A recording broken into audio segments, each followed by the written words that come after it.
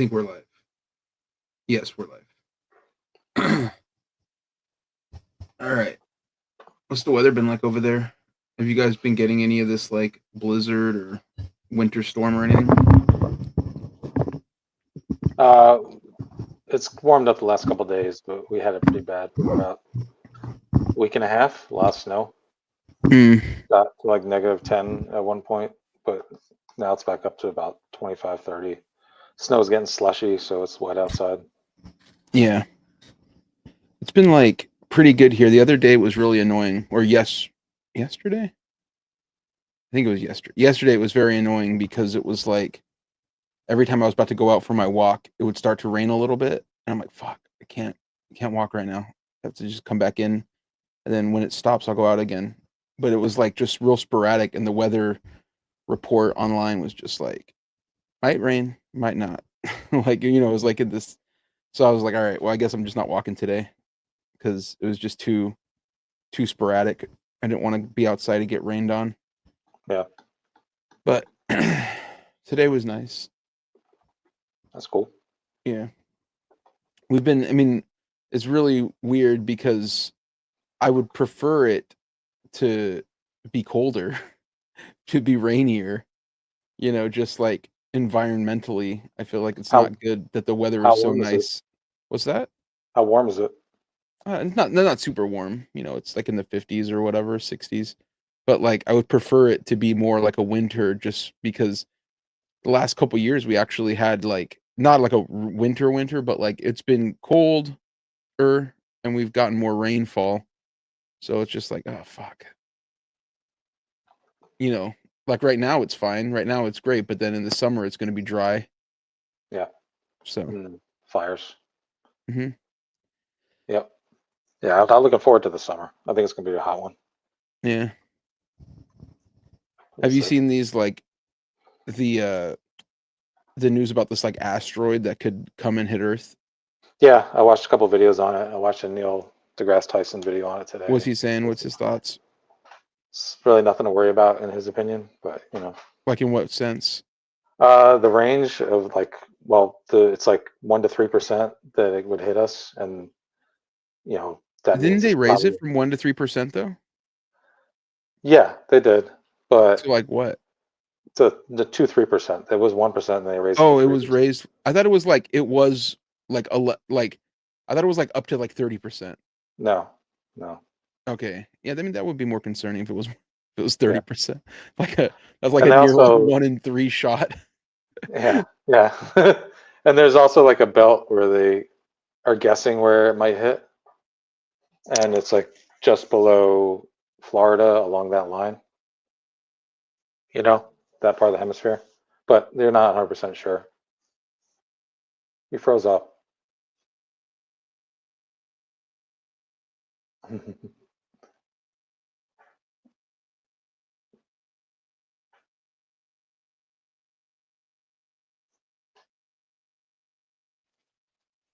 Ramon's like, oh my God, my shit shut down.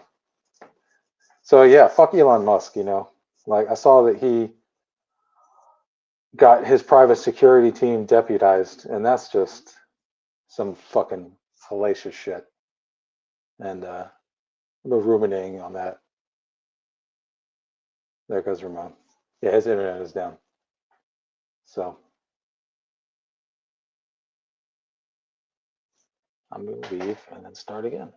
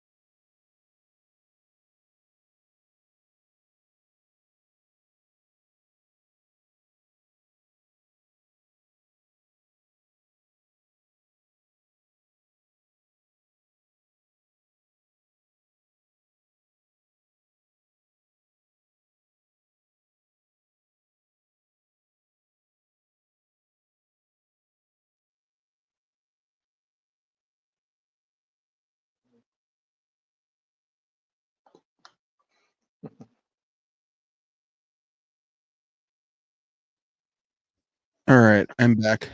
You're back? Yes. Why did you leave? Because there was no one watching, and I was just sitting here. I started railing against Elon Musk, and I just said, you know what? Dude, I couldn't even like end the stream because I wasn't my fucking thing just like shorted out for a second. Should be fine now. Get too much stuff going on at once over there.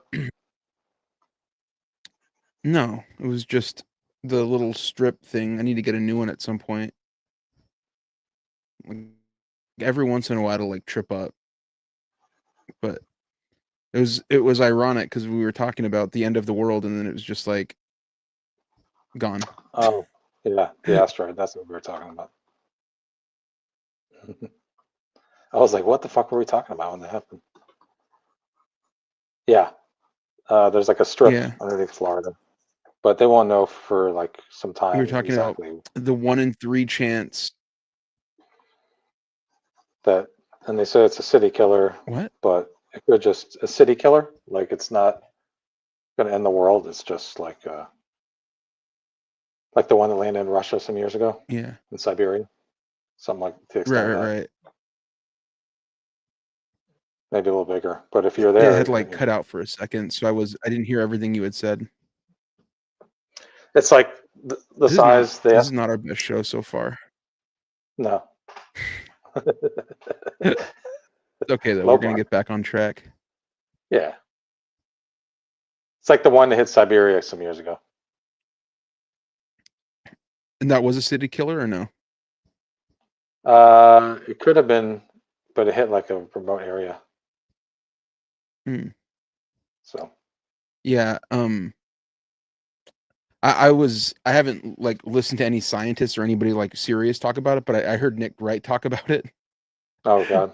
on his podcast. It was, and so like that's just where I'm at right now, where I'm like, I don't know about any of that. All I know is Nick Wright was like talking about how it's like a binary thing where like it could hit or it could not. And either way, he can't really he can't do anything about it anyways.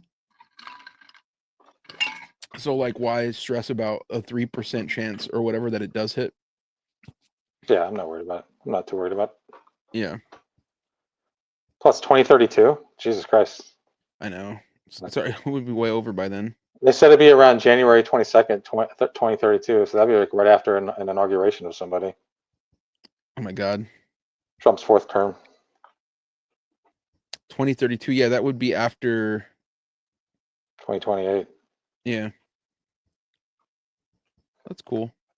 Yeah. I'm trying to get this shit so I can go into blue sky, but my computer is still like real fucking frozen up because it's restarting. Yeah, I like at some point I need to get like a better computer because I don't think this is gonna be good. Yeah, you never become a streamer with that computer, with that setup. I have like such high ambitions to become a streamer, but the computer is holding me back. It really is. In this case, the tools do make the artist. Yeah. Can you see me and like hear me fine? Yeah. Your camera, your video freezes up every once in a while, like it's glitchy. Yeah. But your audio is fine. Okay. Well, hello everyone. Welcome to the New Cool Meat podcast. We're back here again. No Ibrahim. No a lot of technological blunders to start out the show. But we're back. We're ready to go. Can't hold us down. Can't stop, won't stop. Oh, you can't say that anymore. Fuck. Yeah, Diddy's gone, dude.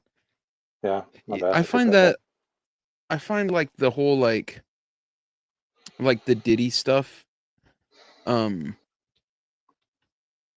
find it so crazy because like for so long people have pretended to care about like, you know, like pedophiles and like the global elite and sex trafficking and all that stuff.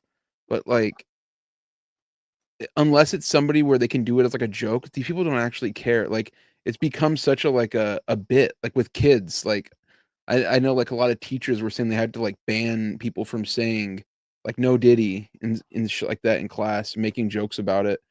I Yikes. guess like we would have too when I was growing up, but like I don't know, it's just like because yeah, we made jokes about R. Kelly, even that was a little different, but like I don't know, maybe like the older I get, the more I'm just like concerned about humanity, and like when I was younger, I was just more like cynical and callous about everything.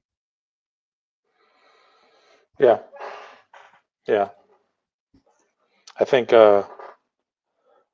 people are so craven these days. So if it goes with their self-interest or their political beliefs, they'll ignore all types of behavior by Yeah, a like how whole do lot of people. like the psychological disconnect for people to be like, the QAnon people to go crazy about Pizzagate, um, but then like Elon Musk, Donald Trump, like they have all those connections with Epstein and stuff, and they're just like, Yeah. nah, that's not real. That's not That's real. not Yeah. real. But her sitting at Chelsea Clinton's wedding, like just Lane sitting at Chelsea Clinton's wedding, that's clearly proof that like the Clintons are complete pervert freaks. You know what I mean?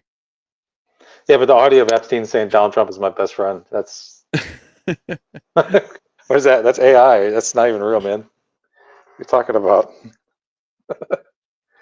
Yeah, and then it's like, yeah, well, then they'll be like, oh, well, Bill Clinton's a piece of shit, and like that's supposed to upset me. Like, yeah, I know he's a piece of shit. Like, throw him under the jail too. I don't care. Like, yeah. Sophie's book got announced. You see Oh, this? did it? Yeah. Oh, what? That's crazy. Supergirl. Yeah. Oh shit. Hold on. Let's pull that up. Let's read the announcement. That's fire. I'm looking it up.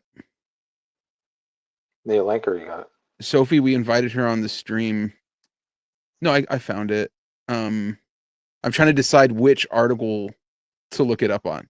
Because Bleeding Cool is the first one, and that was it was 3 hours ago. But then I'm seeing here like Screen Rant. Oh, well, Sophie loves Screen Rant, so let's go to Screen Rant.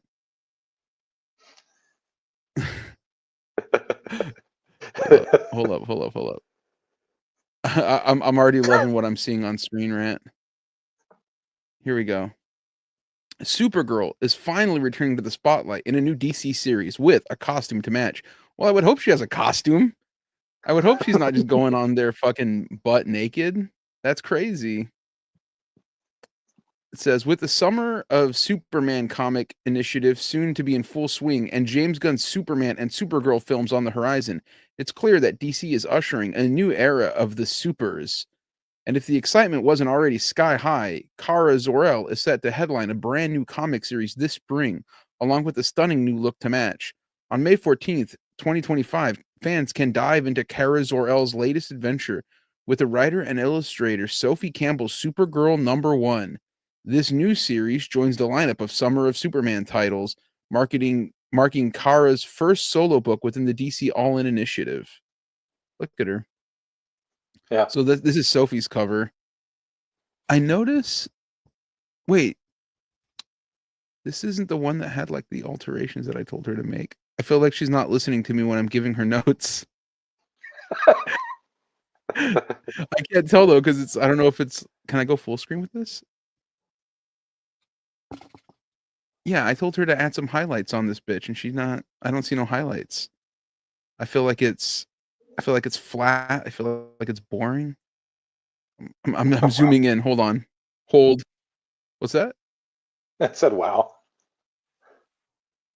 I feel like again, like I don't want to judge her too harshly because it's our friend, but I feel like it should have more highlights on it. I feel like that would make it pop more. I like it. I like it. I like the simplicity in it. Well, Sophie, if and when you see this, you let me down. You let the team down. No, just you. She let you down. She didn't let me down. I'm proud of her, unlike some people. I would be more proud if she just followed my notes. That's all. Like these textures are all the same. I feel nothing looking at this. Flat. Fix it. Here's another cover from I'm blanking on this person's name. What's her name? Bilquis Everly. Love it. Look at how strong she is. She's jacked. No notes on this one. That's great too. I love See, her. here's another one. The brushwork is great. I don't know who this one is. Hold on. I bet if I read it, it would tell us who the different people are. Here's another Supergirl cover. This one might be Joshua Middleton. It feels like the soft rendering of a Joshua Middleton. Is there a signature on there somewhere? It says Midvale. Wait a minute. Why is it weekdays only? Like it looks a little AI or something. Like why are these numbers not real? I don't want to accuse anybody of anything. Whoever the fuck MSF is, this like random lines, whoever that is, I don't want to accuse them of using AI, but I don't like what I'm seeing on that sign. Hold on, you know what? I don't have to speculate. I can just look right here. No, I do have to speculate because it doesn't say who's doing these covers. Oh, wait a minute. Here's a sweet drawing that Sophie did of Crypto. Is this what she posted? Yeah. Okay. Streaky. Well, see, this looks like she followed my notes more because I told her add some highlights, add a secondary tone. Okay, Sophie, you cooked on this one. I don't know why you couldn't listen to me on the other one. Maybe they used the wrong thing, but yeah, I like it. The streaky over there looking upset. All right. Well, oh, I don't think we finished reading the article. We got too caught up on the artwork. Okay, it says Campbell's series is already shaping up to be an exciting and dynamic adventure. Oh, this is the Art Germ concept art by Stanley Art Germ Lau. What do you think of that design? His name is Stanley? That's what it says here. Stanley Art Germ Lau. I didn't know that. That was just Art Germ. What do you think of the design? I mean, I'm not the thigh highs. I'm not a fan of, but what's that? The boots, they go up too high. I like them below the knee, but outside that, it's good. It's fine. I think it's fantastic. Campbell's series is already shaping up to be an exciting and dynamic adventure, as the solicitation teases that the Supergirl must uncover the identity of this imposter and stop them before they take over her life. I hate fake people, dude. And that's what Supergirl's fighting against. Adding to the anticipation, Campbell shared some of the key inspirations behind her take on Kara Zor-El. She cited the wild costumes and stories of the 70s, the Supergirl movie from 1984, and the CW Supergirl series as her main touchstones. In creating this version of Supergirl, I'll be drawing on some of those influences as the series unfolds, she explained. Look in the chat. She says, chat. "Oh, hey, I got a Screen Rant article. Yeah, we're reading it. we're vibing to the Screen Rant. We could have picked any one. We said, you know what? Sophie loves Screen Rant. Let's do Screen Rant. Look at 10 facts every fan should know about Thanos' children. I'm kind of more interested in that than Sophie's. Sophie said I didn't actually say that or whatever. You meant it, though. You meant in creating. You said it to me personally. I remember we were on the phone and you said, Ramon, in creating this version of Supergirl, I'll be drawing on some of those influences as the series unfolds. You were explaining that to me. Elevating the excitement even further is Kara's brand new costume, teased across the various cover artworks released for the series. Teased? No, they're just showing it. This is it. Leading the charge on the design is best-selling cover artist Stanley Art Germ Lau, whose stunning artwork captures a fresh yet recognizable take on the character. Lau described his design as sporty and fun, but packs a punch. Yeah, I could see that's like kind of sporty, kind of fun, but she could punch somebody. She's got a fist. She's making fists. She's making several fists. Literally four punches are packed right there in this one image. While the new look preserves core elements of Kara's classic costume, one notable change is the dynamic reimagining of her chest emblem, which bears a resemblance to Superman legacy suit worn by David Corenswet in the upcoming film. Corenswet. With the Summer of Superman celebration of the Man of Steel and the Super Family just around the corner, and James Gunn's Supergirl Woman of Tomorrow set to hit theaters in the summer of 2026, the timing of this new Supergirl series couldn't be more perfect. Not only will it fuel excitement for the upcoming film, but it will help tide over the eager and fans anxiously awaiting its release. What makes this Supergirl series even more intriguing is how Campbell's take on Kara will compare to Tom King's, given that he helmed her last major run, which is serving as the inspiration for Gunn's movie. I don't know what that last sentence has to do I about don't know, anything. but just stuff you got a lot of pressure on. You better live up to Tom King, otherwise It's like, what's you're really fucked. intriguing about this is this other thing, because that's going to be maybe part of the movie. We want Was to that hear art? your thoughts below. Oh, I don't want to create an account. No, don't create an account. What's that? Sophie says my take on Supergirl is polar opposite to Tom King's. Did you even read it? That's what she said. Salt says, "LOL, they made up your quote." They always make up the quotes. That's like their number one go-to move. My take on Supergirl's the polar opposite to Tom King's. Woman of Tomorrow is great, but I can't do something serious. I just want to do dumb, goofy shit. Is that? I wonder why they didn't use that for the Screen Rant article. I want this to be stupid. I don't know why Gary Larson's obsessed with bananas. Oh yeah. It proves that he's obsessed with bananas. 10 facts every Marvel fan should know about Thanos' children. I wonder what they are.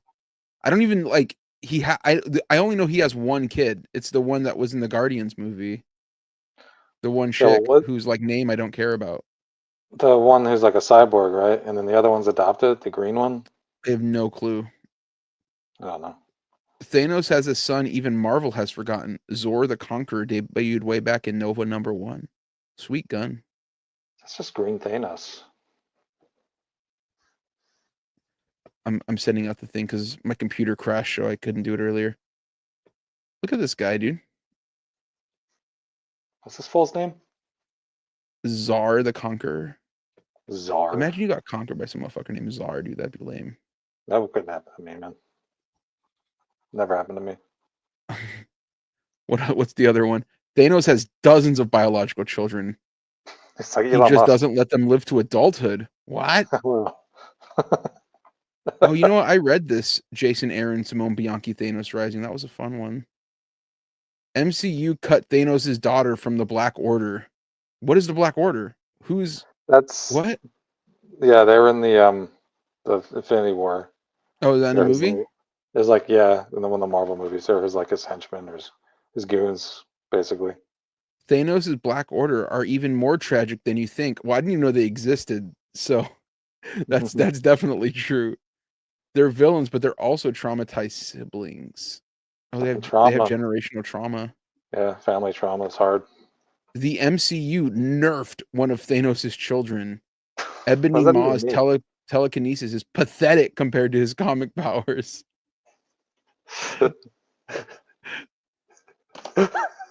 Black Order has an extra member who wasn't raised by Thanos. Looks kind of like an Art Germ cover right there. Just based on what little I've seen. What's that? He's like, look at how softly rendered she is. That's an Art Germ move. Yeah. She looks like magic. Sophie says, I love the names though. Ebony Maw, awesome. Thanos' son Gallowglass only existed in the Ultimate Universe, but the villain is his coolest child with an explosive power.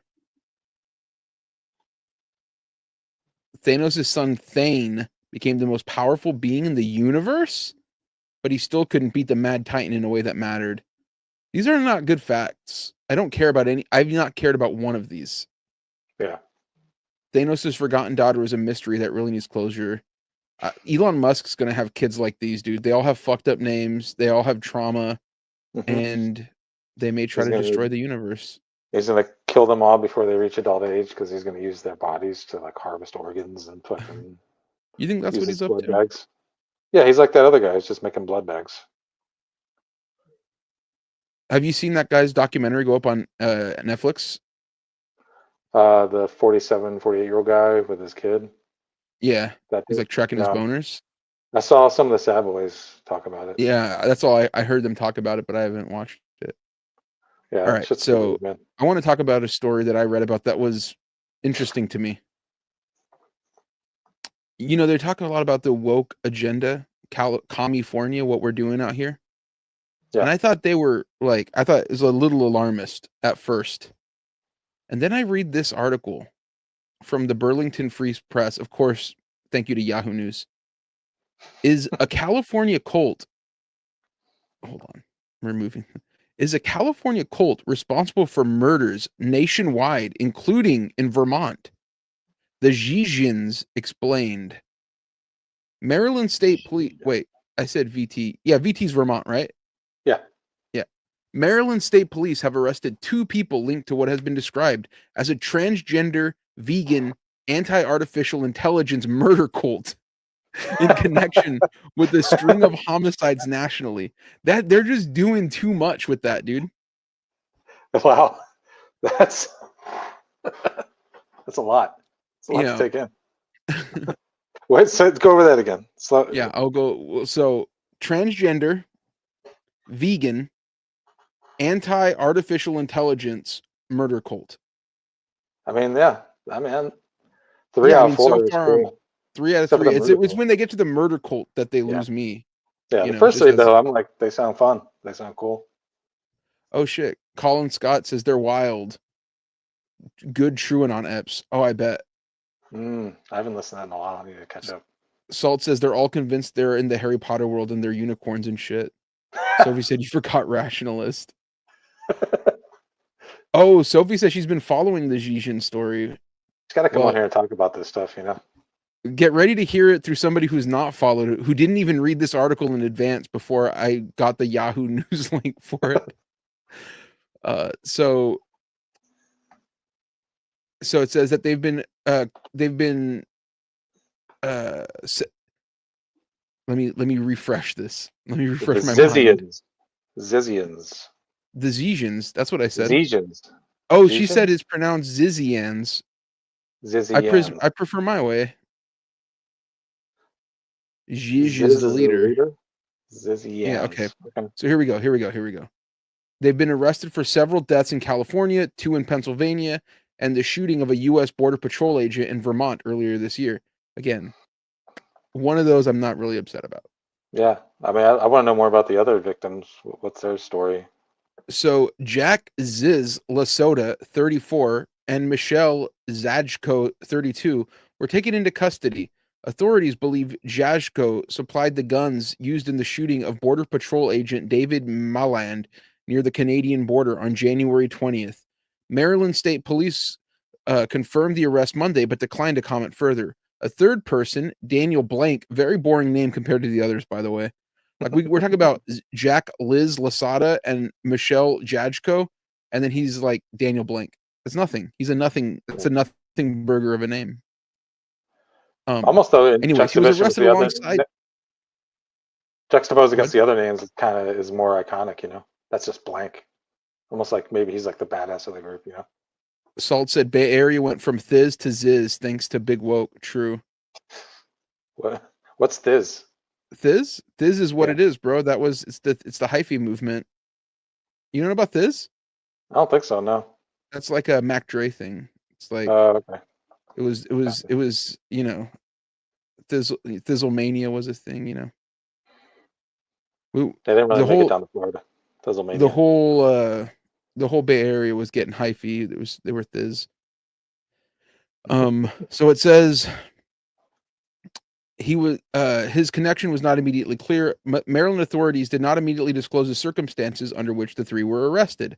Maryland State Police is working in coordination with our federal law enforcement partners and the Office of State's Attorney in Allegheny County as this investigation continues, a spokesperson for the Maryland State Police said in a statement.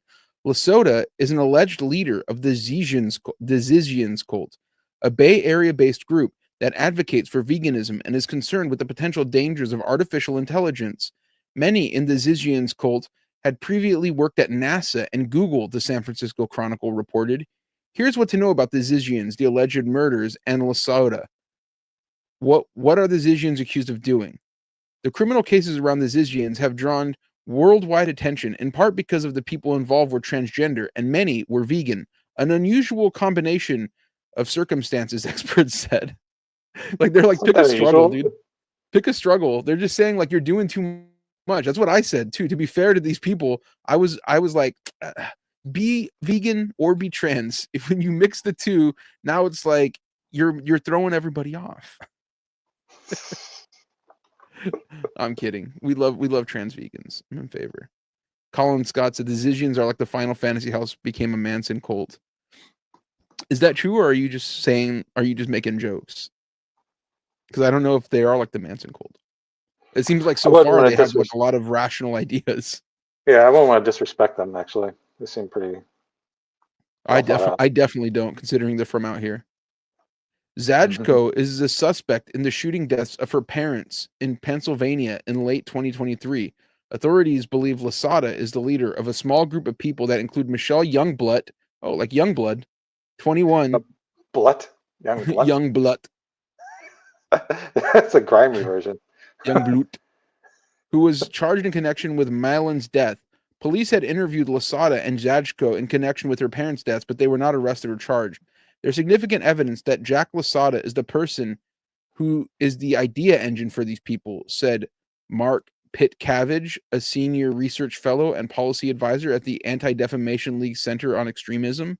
Well, the ADL has not, covered themselves in glory lately, so yeah, take it with a grain of salt. I'm kind of putting him on the do no mind list, or what is it? The list where I don't give a fuck what you say. Yeah, pay no mind. Pay no mind. Thank you. There are certain suspicions that need to be investigated. A man Youngblood grew up with and got a license to marry, Max Snyder, 22, is jailed in California on charges he, in January, ambushed and mortally stabbed a landlord who owned the property where Lasota and others lived several years ago. Group members attacked the landlord in 2022 with swords, and he shot 2 of them in self-defense, killing one, court records show. With swords? Yeah, that's awesome. Samurai swords. That's fucking sick. Yeah, Sophie mentioned that earlier. They impaled a guy with a samurai sword. What she didn't say was they impaled a landlord with samurai swords, which again, it's like they're killing border patrol people, fucked up landlords. I'm trying to see the part where I'm going astray from them, and I'm like, I don't want to be vegan, but I could I fuck with the Zizians, Yeah, I could be vegan. I'm almost there. Yeah. Yeah, I just don't want to. It just seems like I said, it's like struggle. Then when I'm in there, I don't know, I don't know how these people operate. If they're like, you have to be trans, because I don't think they do. I think there is a trans person in this probably, but they're all trans. Yeah, well, they have allies, don't they? Sophie says, as a trans person, I'm just proud we finally have our own death cult. Yeah, I feel like it's been a minute. How have you not come up on one yet? That's what I was about to say. If you were better, you would have gotten one of your own by now. Colin says some of them aren't trans. Right. How could they be? How could you find that many trans people who are willing to do this death cult thing? Sophie can't even find enough of them to put together like a Dungeons and Dragons game. You know what I mean? Sophie's friend collection is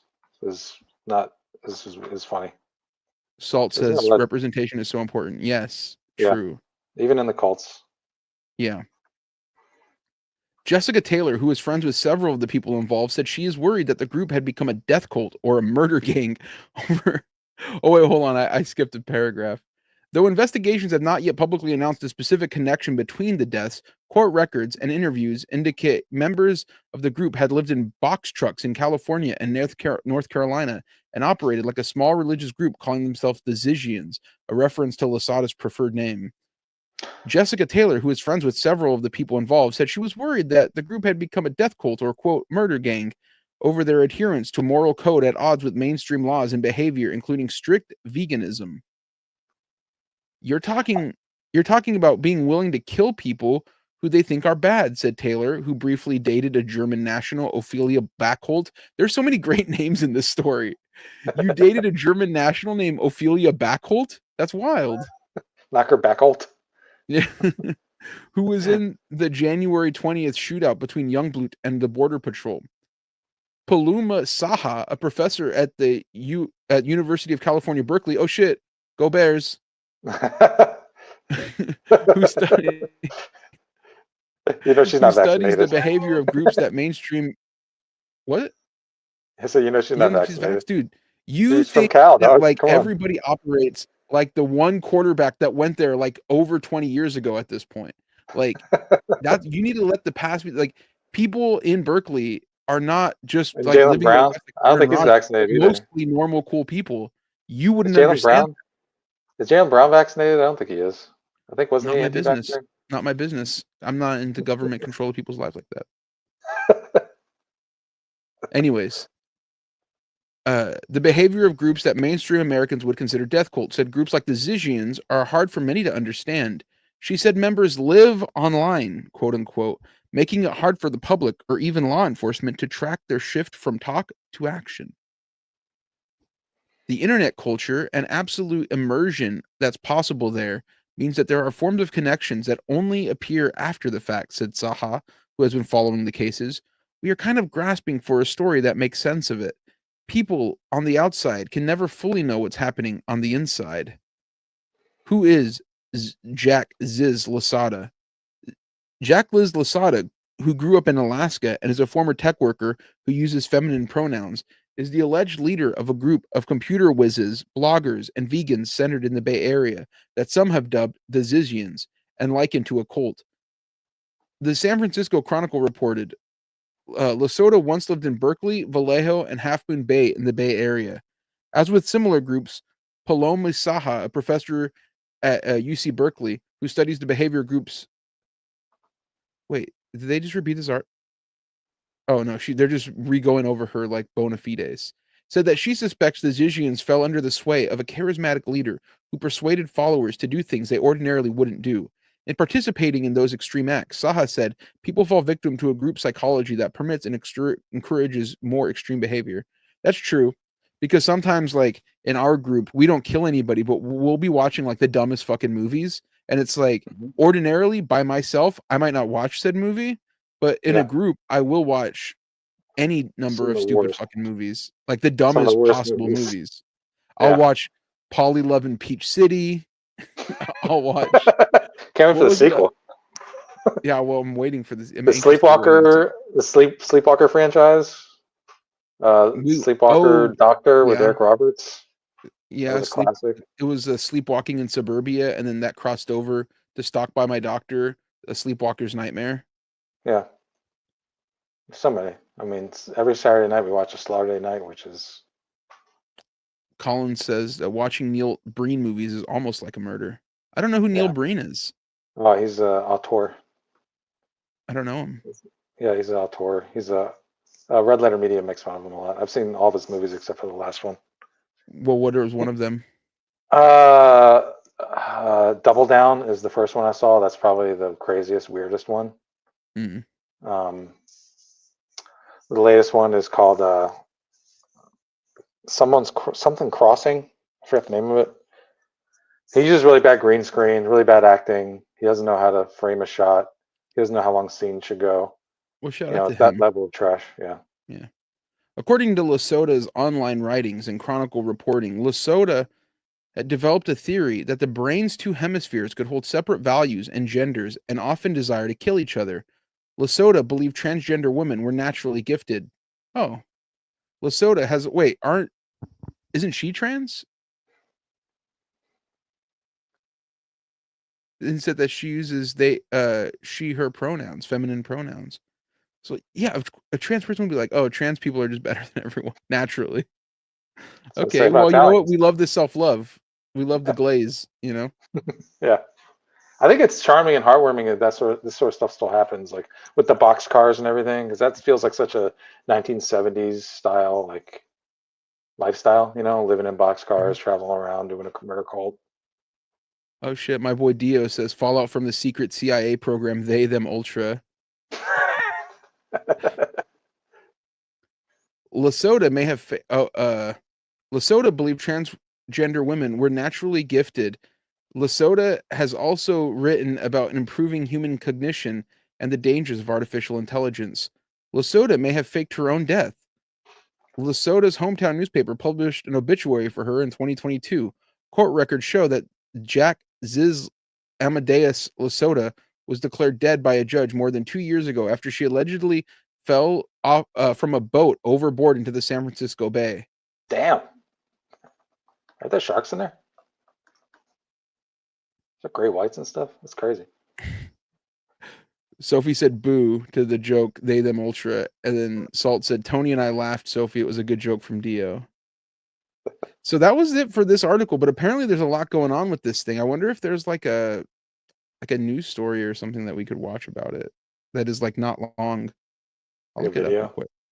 Yeah, it's something like a little explainer. Is there a Vox explainer about how to become a Zygian? Probably have to pay dues or something.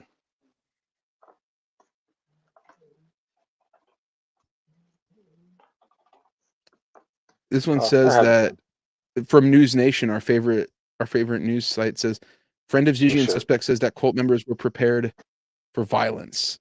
Police arrests alleged. Oh wait, they arrested this motherfucker Ziz. Oh shit! Hold on. This is 2 days ago.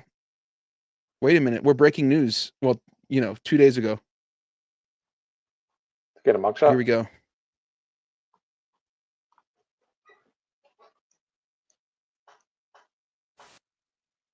Hold on. It's super swaggy to have the number 7 for your station like on your lapel like that.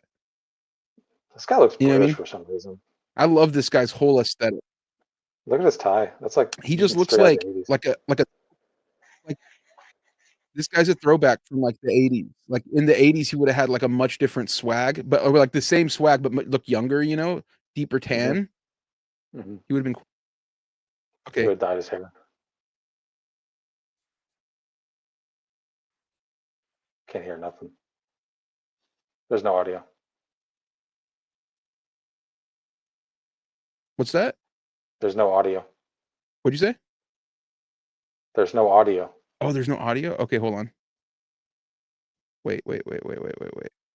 I know I heard you. Now I'm trying to get the audio right. You know what? Let me just remove it. Stop screen. Present. Okay. This should work. Let's see. Let me know if you can hear it. Current leader of a cult-like group who was once declared dead in San Mateo County is now in jail. Can you hear it? Yep. Show Jack Lasota's family had her legally declared dead in 2022, believing she had fallen into San Francisco Bay. Well, she's now facing gun and trespassing charges, and her group has ties to a number of homicides, including one killing in Vallejo just weeks ago. ABC 7 News reporter Lauren Martinez explains this complicated web of allegations. After months on the run, police arrest an apparent cult-like group with Bay Area ties. The group called the Zyzians has been linked to several deaths spanning 3 states. 1 month ago, Maximilian Snyder is accused of murdering his landlord, Curtis Lynn, in Vallejo. Police believe the motive was to keep Lynn from testifying that 2 of his former tenants, tied to the Zyzians, attacked and nearly killed him 2 years earlier. Days after the Vallejo killing, another alleged member of the group is accused of killing a U.S. Border Patrol agent during a traffic stop in Vermont. Investigators say the gun used in the Vermont shooting has been linked to the killings of Richard and Rita Zashko in 2022. Sunday, police in Maryland daughter along with I know, it was a really nice house. Jack Ziz Lasota on gun and trespassing charges. Online writings from the group span multiple anarchist theories, including radical veganism, where they look to end the human consumption of animals. So that old story of going out and joining. Hey, look at this is the one that you said was an anti-vaxxer, bro. Apologize. Look at what a beautiful woman this is. She wouldn't be an anti-vaxxer. A cult doesn't hold anymore. The cults are here.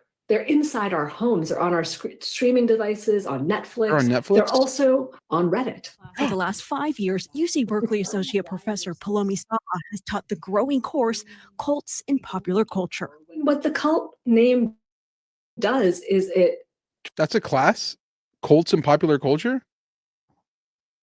What? That's crazy. I'd ace that. draws the headlines. Saha said what we associate with that word has changed with the internet. The internet is so diffuse that it's really hard to pinpoint both connections between people and the kind of causality that, especially in a legal case, you might want. Saha said for this case involving former Bay Area residents, referring to the group as a cult may be oversimplifying a complicated situation. It is these tenuous connections that are holding together a story of many people acting seemingly under the control or influence of an individual.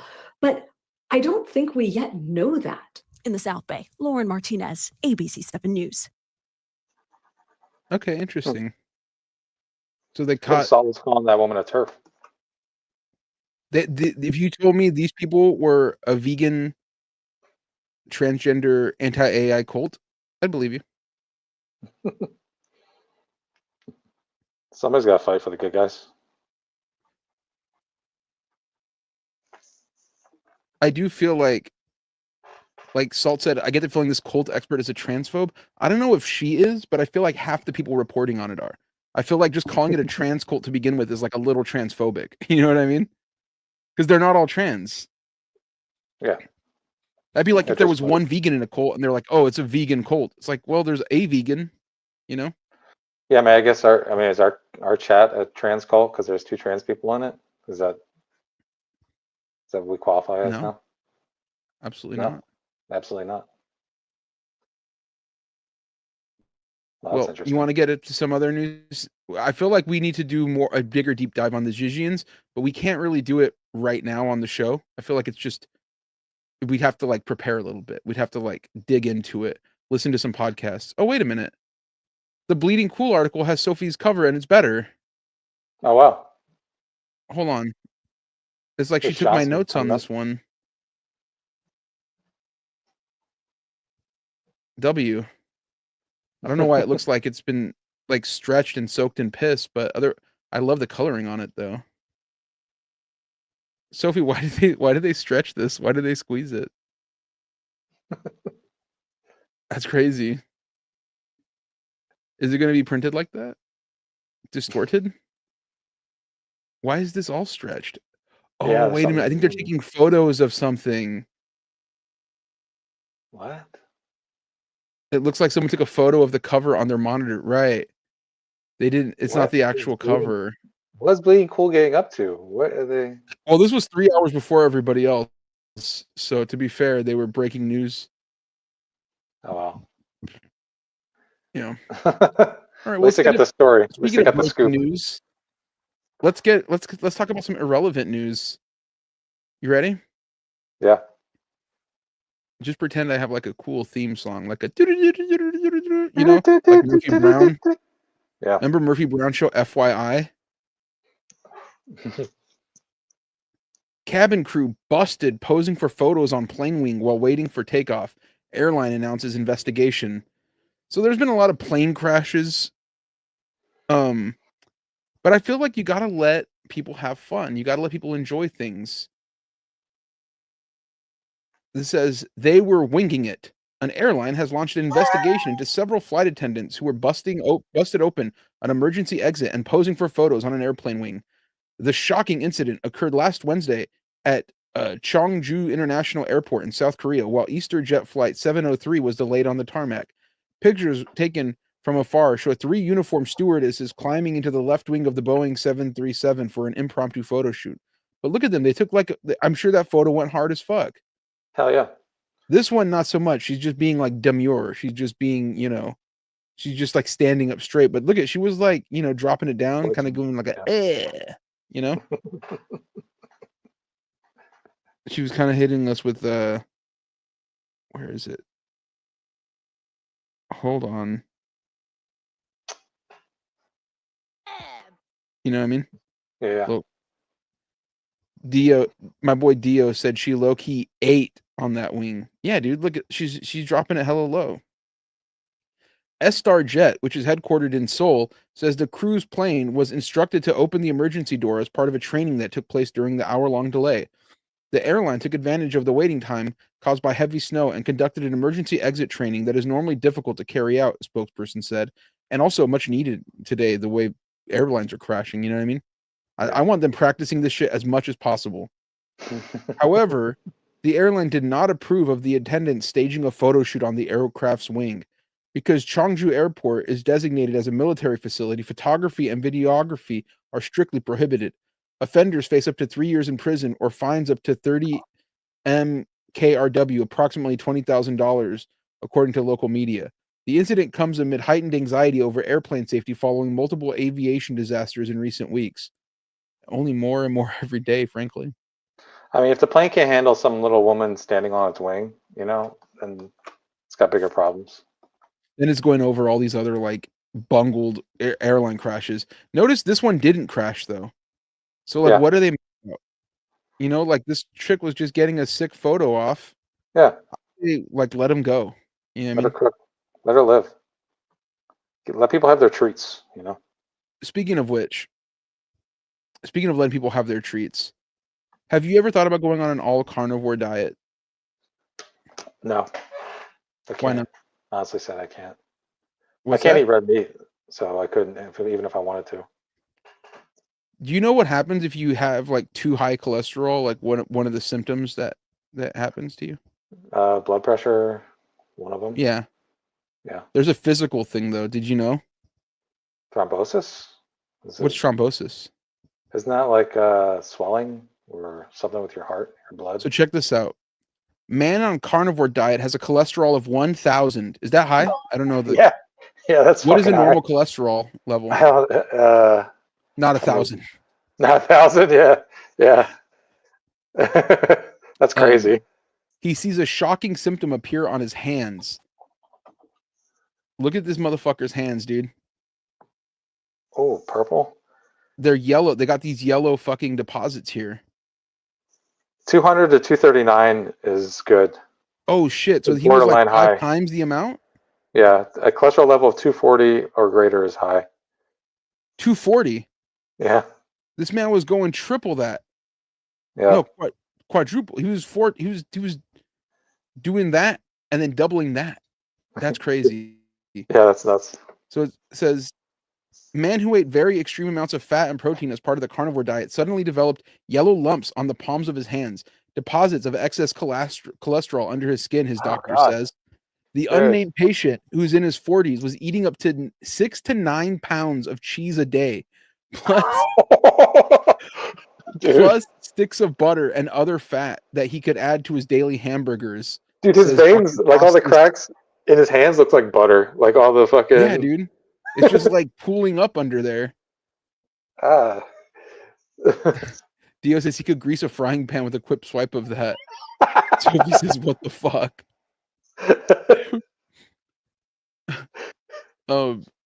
6 to 9 pounds of cheese a day, by the way. That's so expensive. Like, just the like, what job does he have that he can't even afford to indulge in so much cheese a day? That's a lot of cheese. I'm gonna guess defense contractor. That's what it. He's unnamed, so we can't see, but we can like gauge based on his shirt, his shorts, his no-show socks that he must be like a pro BMX rider or something. So if he says, how does he pick anything up? Probably just slides right out of his hands like soap. But could you imagine like how good he must smell if that's all like sort of he would just smell like a damn like one of those like hogs that are like covered in butter, you know? Yeah. You're roasting up, you know? Smells like a glaze. Yeah, like a glazed ham. Yeah, dude. That's crazy. I mean, you gotta have wrecked your organs at that point, right? Like your body's just fucked. Colin says that's a minimum of $60 a day of cheese. Right. It's so much cheese. 6 to 9 pounds of cheese a day, plus sticks of butter and other fat that he would add to his daily hamburgers, says Dr. Costas Marmaglocklius, That's a an Greek. interventional cardiologist at the Tampa General Hospital. Oh, of course, he's from Florida. Yeah, Greek from Florida. That's your doctor. That's Tests found that the man's total blood cholesterol was more than 1,000, one of the highest results Marmaglocklius has ever seen. Healthy levels for adults are less than 200. that's crazy. Uncle Bubba says, hey, how does anyone eat multiple pounds of anything in a day? Right. You Yeah, should just drink water. You need to drink water, yeah, it's a good idea. but you shouldn't be eating a pound of, I feel like anything. I feel like a No. pound of anything is extensive. Even if it's something healthy, like you shouldn't eat a pound of lettuce or like spinach. No. Imagine that diet on a 90-degree high humidity summer day. Get stuck in a car with him.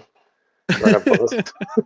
You must have like visible stink lines coming out of that shit, dude. That must be so nasty, dude. And again, must smell good though. Yeah, maybe. Maybe. This patient was not aware that his cholesterol was that high. Mama Blockface tells Today.com, noting that he had normal cholesterol for many years. Abruptly, within 1 year, his cholesterol dramatically increased. At the same time, those lesions appeared. So we have to assume, based on the history of the patient, that those lesions were directly caused by the high cholesterol, which was directly caused by the type of diet he was eating. Butterfingers. Salt says, converting my entire bloodstream to whey and milk fat to own the libs. Uncle Bubba says, I have an uncle that was eating carnivore for a while, but he's also an idiot. Yeah. He's an idiot, or he's like a mutant like this guy. Like this is the kind of shit that the X-Men would have on their team, and it'd be like useless as fuck. He thinks he's a literal Wolverine. He just eats meat. Dio says, in the cannibal apocalypse, this dude is the Wagyu beef. For real. Where does this motherfucker live? For 8 months, the man had been following the carnivore diet, a high-protein, no-carb plan that focuses on eating only animal products, especially meat, eggs, and some dairy, and excludes fruits, vegetables, and grains. It means eating lots of saturated fat, which can raise cholesterol, registered dietitian Kristen Kirkpatrick warns. We did like me and Sophie. Well, Sophie did it first. She was like no carbs. She wasn't like doing this though. She wasn't like also no plants. And I was doing the same thing where I was like no carbs. I'm just going to eat like, you know, mostly like chicken, fish, and then like salad and shit. But like to just go like I know people who wanted to go like pure keto, just hit like max ketosis. And like, how do you not hear more people who do this? You know what I mean? Yeah. A lot of them probably have heart attacks and just drop dead. I mean, I imagine that's the end game. Colin says, I feel like the amount regardless is insane for a human body. He'd be sweating green if he was eating that many veggies. Butterfingers. Sophie says, yeah, basically cutting out bread and sugar. Right. The patient said he lost weight, had more energy, and experienced improved mental clarity. I don't know about that one. I believe the first two, maybe, but that last one seems sketchy because you can't like have like fucked up hands like that and like be like you would have to have the clarity to then be like, I'm not going to eat like this anymore. Yeah, what's wrong with me? Why do I look like this? Like if you had real mental clarity, you'd be like, oh, an all carnivore diet is stupid as fuck. Why is my skin turning purple and my veins turning yellow? But his primary care doctor noticed the fatty yellow bumps on his hands and referred him to Marmaglocklius. The yellow deposits under skin are a red flag for cardiologists to check cholesterol levels. That Greek doctor said. My big fat Greek doctor said. We believe that this is a way of the body to eliminate additional cholesterol from the bloodstream whenever it cannot process it, he notes. When the bumps appear on the eyelids, the most common location, they're called xanthelasmus. You ready for this? This is nasty. I seen this earlier. All right, let's give it to me. Oh, it's not as bad as I remembered. I think it's pretty fucked, but it's not. I thought it was going to be grosser, honestly. It's got like a little fetus on her fucking eyelid. Salt says more like a yellow flag. True.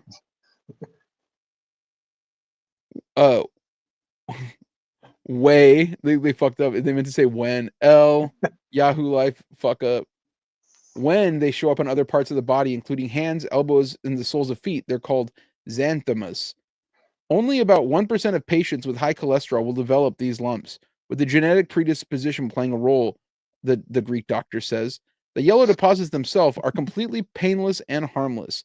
They're simply a visual signal of a possible metabolic disorder, he adds. Once they appear, they generally don't go away, but can be removed by a dermatologist. In this patient's case, the bumps indicated an amazing amount of cholesterol in his bloodstream, the cardiologist notes. In general, wait, hold on. I'm gonna have to hit him with one of these. Hold on. Amazing.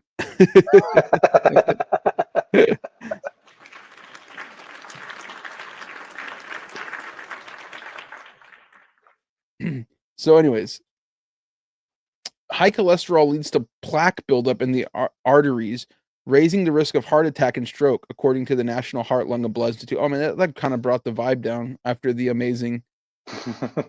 Doctors advise the patient immediately switch to a more balanced diet and take medications to lower cholesterol. Is a carnivore diet healthy?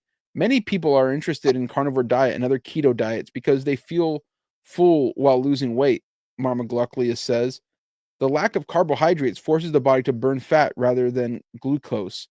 Other benefits include eliminating sugar, refined grains, and ultra-processed foods, which have been linked to obesity, type 2 diabetes, Kirkpatrick says. The carnivore diet provides nutrients including riboflavin, zinc, vitamin B6, vitamin B12, selenium, vitamin A, but it falls short on magnesium, calcium, vitamin C, and fiber, studies have found. People can experience nutrient deficiencies because they're cutting out plant-based foods, which are high in fiber, antioxidants, vitamins, and minerals, Kirkpatrick notes. Not eating enough vegetables can lead to poor gut health and consumption, she adds. In general, patients who follow such extreme diets are at a much higher risk of having abnormal cholesterol levels. Yeah, I think the rest of this is just going to be going on about that, but Phew. Oh, look, the Greek doctor says Mediterranean diet is the healthiest. Okay. That's what I'm saying. Look at me. So speaking of fucked up hands that could be tasty, we don't know. I got another beautiful story for us. Bull shark bites off both hands of a woman on a beach after she tried to take its picture. Imagine if she was on the all carnivore diet and her hands were all like fucking full of that butter cholesterol shit. Is it butter squirting out of her stumps? It would be like a gold mine, dude. The shark would finish her off. Huh. She must have got really close to that shark. Cedar Rapids. She must have got really close to that shark. Yo, she was trying to take a photo. The family of a woman who lost both their hands after being bitten by a shark on holiday has shared how the horrifying attack unfolded. The 55-year-old Canadian woman was on a trip to Turks and Caicos Islands with her husband when they lived what can only be described as a nightmare, brother-in-law Al Chavari has said. Launching a fundraiser for the couple, Mr. Chavari described how the attack unfolded and the impact it has had on the couple. After leaving the beach to join her husband in only hip clear water, a 7-foot bull shark came at my sister-in-law and bumped into her legs, he said. The shark then circled and bit her thigh. Not satisfied, the shark came back again, and when she put both hands in front of her to protect herself, the shark cut off both of her hands, one at mid-forearm and one at the wrist. That's fucked up, dude. Oh, wow. So, but she wasn't trying to take a picture of the shark. She just had her hands out to keep it away. That's crazy. Why did the article lie at the headline? Yeah. That's fucked up. Like, she was probably out there taking a picture of something else. Was she out there taking a picture of something else, and then that's when the shark approached them? And she might have just, you know what I mean? Uncle Bubba said, straight out of deep blue sea. Dude, my hat is like a shark fin, dude. Deepest. You got to ask permission before you take anyone's picture. True. Consent. Not everybody gives out free clout. Yeah. It's not the shark's fault. It says, Mr. Chavari then describes how his brother-in-law, Ralph, you don't meet people named Ralph anymore. No. Yeah, that's gone. Yeah, like all the Ralphs have been eaten by sharks. Managed to wrestle away the shark, keeping his wife, keeping between his wife and the creature as she struggled out of the water and collapsed on the beach. A statement from Turks and Caicos Island Environmental Department later said that their investigation has determined that the tourist had attempted to engage with the animal from the shallows in an attempt to take photographs. Oh, so they said, this is on you. Wow. Victim blaming. That's awesome. Turks and Caicos is like, it was the shark's fault. Why was she taking a photo of the shark? Picture Shark doesn't from go the to her house, scene. take a photo of her. A picture of the scene shows several beachgoers attending to the woman as she is given first aid before being transported to the local hospital. She was later taken by air ambulance back to Canada to undergo surgery, her brother-in-law explains. Asking for support via GoFundMe, Mr. Chiavari says, this is something that has completely altered their life in the blink of an eye. Donations have already exceeded $23,000 Canadian. Shark attacks in Turks and Caicos are rare, with only 4 people affected by the incident between 2021 and 2025, and all surviving. The most common species in the archipelagios waters is the gray reef shark, which generally only is generally only aggressive if provoked. However, more aggressive species like the bull shark can also less commonly be found in the waters, which is the species Mr. Chiavari said attacked his sister-in-law. What are the comments like on this? Bull sharks are the nastiest sharks, man. They're the biggest assholes in the sea. Bull sharks? Yeah. What about the They're the orcas? No, orcas are super chill. They're friendly, Those are real man. bullies. What are you talking about? They've been killing motherfuckers. Nah, they don't kill people in the wild. They love people. Everyone's Only in blaming the her. aquarium. Everyone's saying it's her fault. Mhm. This person says, obviously, I feel for the woman who is going through life now with no hands. However, what were you thinking? This is just a more dangerous version of someone seeing a skunk and wanting to pet the pretty kitty. I remember when cell phones first became widespread, there were people who claimed that radiation, that is the RF radio frequency waves that the phone uses, had a harmful effect on the human brain. That naturally was debunked. The RF waves that the phone uses are non-ionizing. Dude, who is this man who's writing this article? And thus do not damage neither DNA nor cells. However, I'm beginning Somebody to needs to wonder tell if they Seamus. perhaps we're onto something. Or maybe just the act of using cell phones causes this sort of behavior. You never know. Smartphone, stupid human. W post. Giving that Somebody a needs to thumbs tell up. Seamus about this. He's got what? Tell Seamus about this. He's got those blockers, remember? Oh, yeah. Yeah. Oh, shit.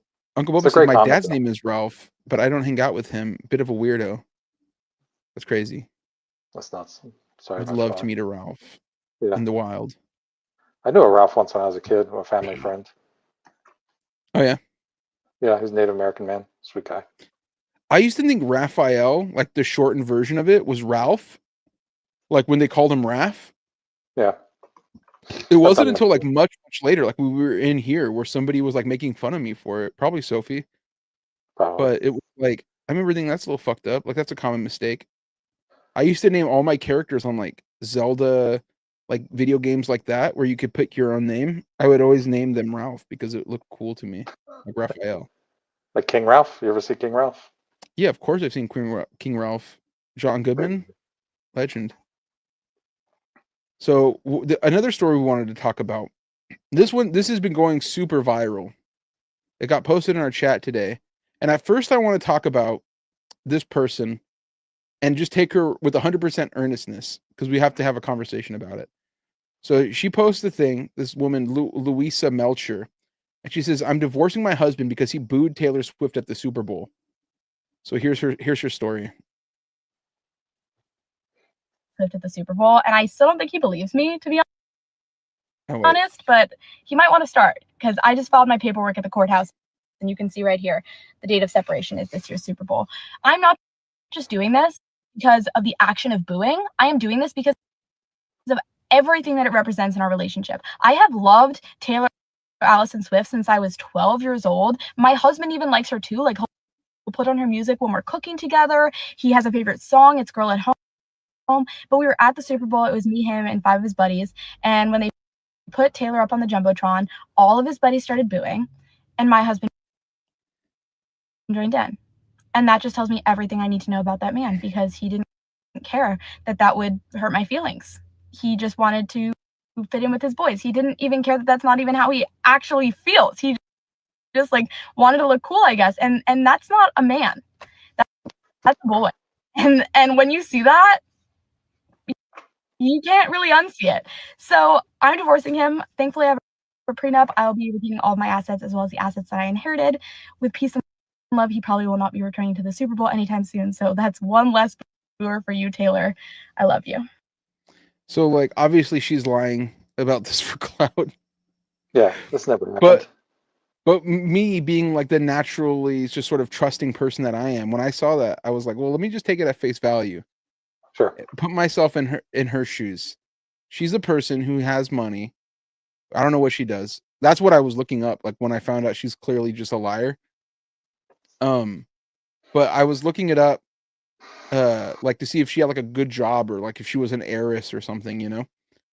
And she was talking about, I mean, in this thing, she's talking about like, oh yeah, like I paid for him to go to the Super Bowl with his friends, which is already kind of an absurd thing to lie about, right? Yeah. But then like but if it was real though, and like she paid for you to go to the Super Bowl, and you know that she feels this way about Taylor Swift, and you actually like Taylor Swift, and then you boo her just because you're like, oh, like my boys are booing her, like I'm just going to fit in. I feel like maybe divorce is strong, but there's definitely there should be like a real conversation to be had. You know what I mean? Yeah, there needs to be a conversation because that is kind of like a fuckboy thing to do. It's super fucked up. Like I was just like, you know what? I'm on her side. Like everybody's going like, oh, she's crazy. But I try to imagine if I'm like, I'm trying to think of like a good sort of like analogy that isn't stupid, but I'm really having a hard time. If I was just like, if I was dating someone and I'm like, you know, I love Slipknot or like I love the Deftones, you know, and then all the time they're like, yeah, Deftones are great. Deftones are we share this thing together, and then she was like talking to some of her friends like, oh, Deftones is such a terrible band. Yeah. Even though I know it's not how she even feels, I'd be like, what the fuck? That just shows how fake this motherfucker is. You know what I mean? Yeah, we enjoy Deftones together, and then you're out here saying that they suck. Like, you're lying about Deftones when they're a perfect band. They have no duds. They have only classics. No skips. No skips. Also, too, it's like then when we go back to listening to Deftones, I can't ever enjoy it with you again because I don't trust you. Yeah, I'm like going, is this all fake? Is everything a lie?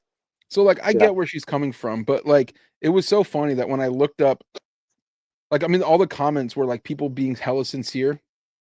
He's free. Thank God you let that poor man go. This person says it's satire, but boo, good luck finding a partner that likes her. Boo. Like it's just all these dudes that are like just falling for the rage bait. You know what I mean? Yeah. But like that's literally like her entire. She has 58.5 thousand followers, and the entirety of her shit is just going like, it's just lying and like saying like why I lost my job after last night's Grammys, and she's talking about like she worked for some artist that was at the Grammys, and like she did something stupid or whatever. This one's like, I may have permanently ruined my chances of getting on SNL. And then she said like she was at the 50th SNL broadcast and she ran on stage during like some bit. It was like, no, you didn't. When my boyfriend proposed to me at my sister's wedding, while she was walking down the aisle, and no, he didn't ask first. Like all she's doing is like making up scenarios for people to be upset, and then you know like engage baiting and shit. It's just like, I guess you make money off that. Right? I guess you can get 58,000 people by just like fully lying about shit. Yeah, it's so weird. Like I don't know, like social media is so fucking stupid, man. People make real art and post it up there, and people just like don't give a shit. But if you like fucking talk shit about somebody or make rage bait, yeah. She says I unsatirically made the New York Times list for best comedy of 2024. Did she? I can't trust anything that she's been saying. The whole thing about booing though, I'm against booing in general. Like you're against booing? No, I'm not against booing. I don't boo though. Like if when I go to sporting events or when I did, I would boo like the refs. I would save my vitriol for the refs. I would never boo my own team, you know? And I wouldn't boo anybody who wasn't playing unless it was like a politician. But I wouldn't just like boo a singer, you know, or like someone's performing a halftime show or something, you know. That's stupid. Dio says, you take your girl to the WNBA finals and she starts booing the Deftones lead singer and on the Jumbotron would be fucked up. If Chino was at the WNBA finals too, that would be sick. That'd be crazy. What team would I don't he be think a he fan would of? be there, but I think that would be sick. He's probably Caitlin Clark guy. He's there with crosses. He's from Sac and they don't have a team yet. They used to have a team. Went away. Yeah, but booing in general, I'm kind of against it. Like even when I do like wrestling stuff, I kind of just like cheering for people, you know? Yeah. But when I was younger, I used to boo everything. Yeah, well, that's a childish thing to do, you know? If you're a grown man, you shouldn't be out there booing people. It just felt incredible to just be like, boo, you suck, you know? Unless you're a referee or an official. In that case, I say... Oh, yeah, of course I still boo refs and officials. Yeah. The first game I went to, my brother, who was like, he gets crazy, he like had to tell me to chill out because I was telling like, I told the ref like, ref, you're going to go to fucking hell for that. That's acceptable. I don't think there's anything wrong with that. I think I'm in the right still because like he was calling some bullshit, dude. Yeah, these refs are on some shit, man. Like the thing is, refs all think they have full control over everything. No accountability. You can't give anybody a little bit of power and no accountability. Gotta let them know that they can be touched, you know? Yeah. So me yelling at that man, you're going to hell, I felt like he needed to hear it. Yeah. He will face retribution. He'll face justice at some point, somewhere down the line. Look at Taylor Swift. You know, I don't. She's so. I find Taylor Swift so ineffectual. I don't really care one way or the other. You know, it doesn't. How I fell off the stage during Usher's Super Bowl halftime show, and she gave herself a fake black eye. This woman is deranged, dude. It's kind of like in that movie we watched last night, where she's making traps. Yeah. Wicked ways. Interesting.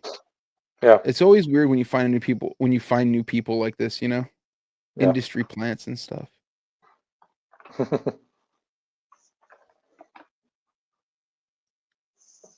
So what else is going on, dude?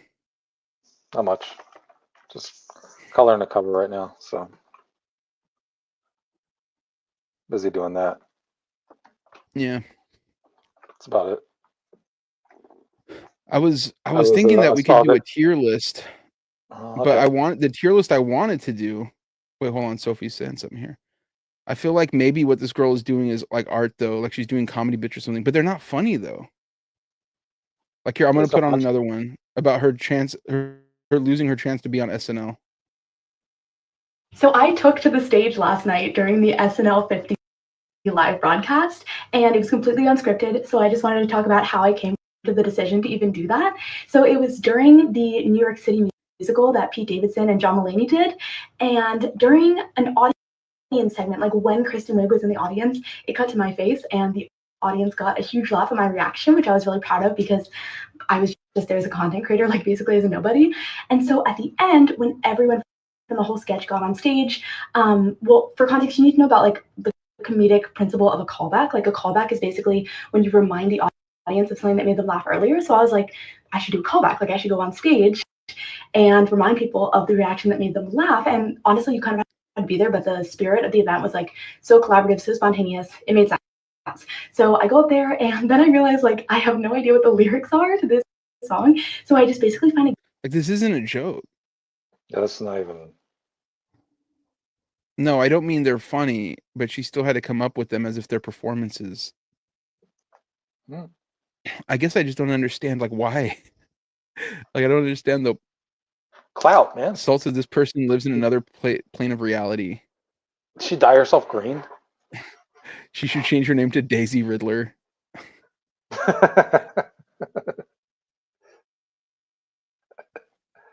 She did for a bit. I think she was doing... Wait, hold on. What does this say? Me reading the news that TikTok is banned when I've been ignoring my team's pleas to expand to other apps for 2 years. She must be massive on TikTok. Yeah. Life could be worse. It's like a wicked thing or something? No, not really. It says, when you dyed your skin green for the LA premiere of the Wicked movie 6 days ago, but it turns out the dye you used was recalled by the manufacturer for producing permanent or otherwise excessively long-lasting results. And now doctors are saying that if your skin ever does return to normal, it won't be until all of the cells regenerate. So you just have to go about your daily life as a literal green person. Life could be worse. Like this is nothing. She just painted herself green for a day and then tried to go out and get like as much, content as she could, but the content is bad. Jesus Christ. I was wrongfully asked to leave the Wicked premiere because of my body paint. This is me honestly processing that in real time. You know who I think she wants to be? She wants to be like that Dan, that guy who the guy who will make himself look like Hitler or whatever. But that guy's like funny. Like that guy is good at this. I forget the guy's name. You know who I'm talking about? Is that Dave Dobrik or no? Is that Dave Dobrik? No. No. For some reason that guy's... Chet, do you know who I'm talking about? This guy Dan something. He makes himself look like Hitler sometimes. I looked up Dan Hitler. I'm not finding what I'm looking for at all. Oh, Dan Henschel. That's it. Thank you, Dio.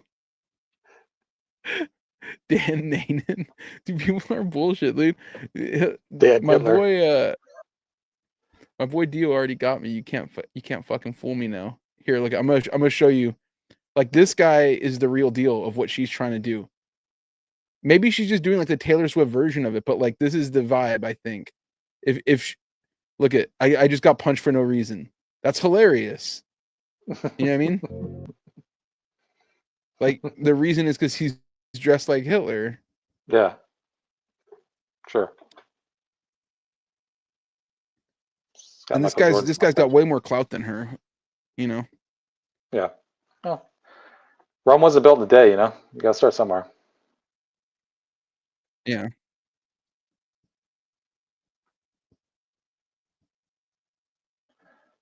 I feel like I love that, like, he was, what if the Joker was Santa? What if the Joker was Santa? Ho, ho, ho. What if the Joker? It's great. This is what she should be focusing on, making herself more of a freak, more of a weirdo, Yeah. Be more out there. Fly your flag.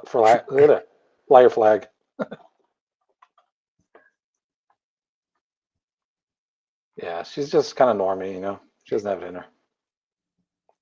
She can't really go Joker mode like this. This guy's on a different talking about level. getting a divorce after Taylor Swift at the Super Bowl.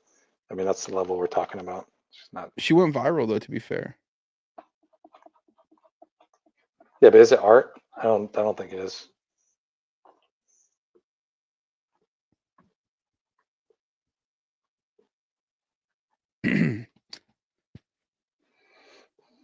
So anyways, you know what I've been fascinated about?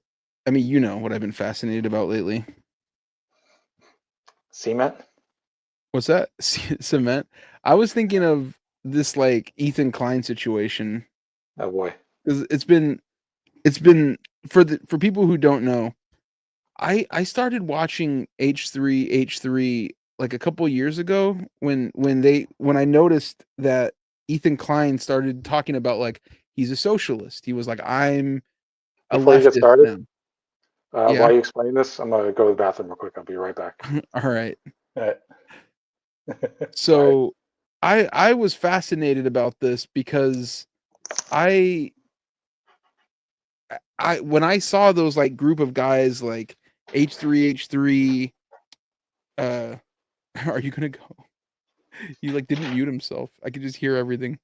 Anyways, when these guys like iDubbbz, Filthy Frank, these guys, I never found them funny, but I was like, the I didn't find them funny, but I noticed that at about the same time they all started evolving and becoming more real people that weren't just trying to shock others. And it's like the 2014 version of what this stuff is. This like just rage baiting and doing things to get this reaction. And so when I saw H3, Dan says the Sam Cedar, Steven Crowder moment. No, I was watching a little bit before that because he had been expressing those ideas before that even. And I just found it fascinating that like this whole generation of like edgelord guys were like making this pivot to being more compassionate people. And I related to that because when I was younger, was like such an edgelord. I felt very like, you know, we mentioned it earlier, but I would have, said and done horrible things that I thought were funny for attention. And so when I saw this shift in the way their mentality was, I wanted to like support it or at least see how it was going. Follow that thread and see what would happen. So then when it sort of came to a climax though, when like Dan said, Ethan started having these conversations with right-wing people, kind of owning them, becoming kind of a debate lord, and then he was doing a podcast with Hassan Piker, who's yeah, Uncle Bubba says, I'm glad Tony had on pants when he got up. Me too. But when he was talking with like Hassan and all these people, you could always tell that there were these moments of inflection with Ethan Klein that wasn't there with like an iDubbbz, where Talking about Leftovers era. Yeah. And when it all really came to a head when they had a conversation about socialism versus capitalism. And I'm like, I would say that like in an ideal world, I would like socialism, but we don't live in socialism. We live under capitalism. So you just sort of like advocate for things that get us closer to an ideal end state. But the argument was becoming, if you can't explain to me, if Hassan couldn't explain to Ethan right now how to switch to a completely utopian socialist government, a socialist run like economic system, then it's a failed system. Then it doesn't work. Then these ideas are wrong. And it was just like, it was very like childish.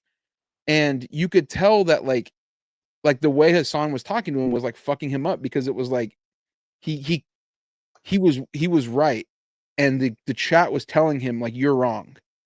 And I think that like, it like severely dented his ego in a way that was like, he could never come back from that.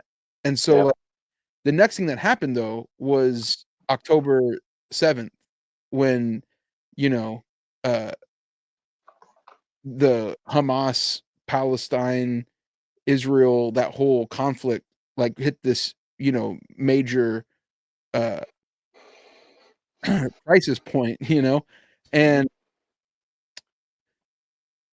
they had another conversation. And again, it was like Ethan, who is Jewish, but more importantly, Israeli, more importantly than that, a Zionist, which are like three separate things. He started like really having issues dealing with the fact that Hassan was in favor of Palestinian liberation. And so lately, it's kind of hard, because I wish if I knew I was going to talk about this more, I probably would have like gathered my thoughts more before we did this. But it's been fascinating watching this, like a slow motion crash out, where like after October 7th, they had a couple conversations. They didn't go well. Ethan would cry. Hassan would try to gently explain to him like why his point of view was the more humane, empathetic, right point of view, which I agree with. And Ethan could only see it from the perspective of a person who is Israeli, who has Israeli family members, and that thinks that like any sort of Palestinian liberation is like it's a zero-sum game, where like you have to give up a certain amount of like Israeli safety, Jewish safety, for Palestinians to have safety as well. So they stop talking. They end the podcast. They go their own separate ways.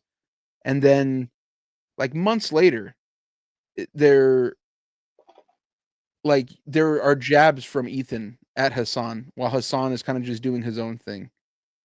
And then he puts out this video where actually it's a live stream first, where he just kind of goes over this like laundry list of complaints against Hassan, and they're things from, they're talking points that like sort of right wing creeps have said about Hassan for years, and it's like disingenuous. And this is like, it's not even about Hassan. Like the Hassan part was like the part that was like a fascinating point, but what really got me interested was lately he's been like, has Ethan Klein built his entire career off of being a guy who stood up for free speech, because way back in the day there was this guy who sued them for criticizing this guy's videos.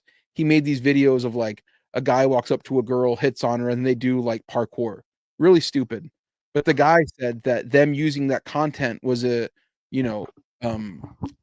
copyright. Fair rights or fair usage or whatever. It was a fair use thing.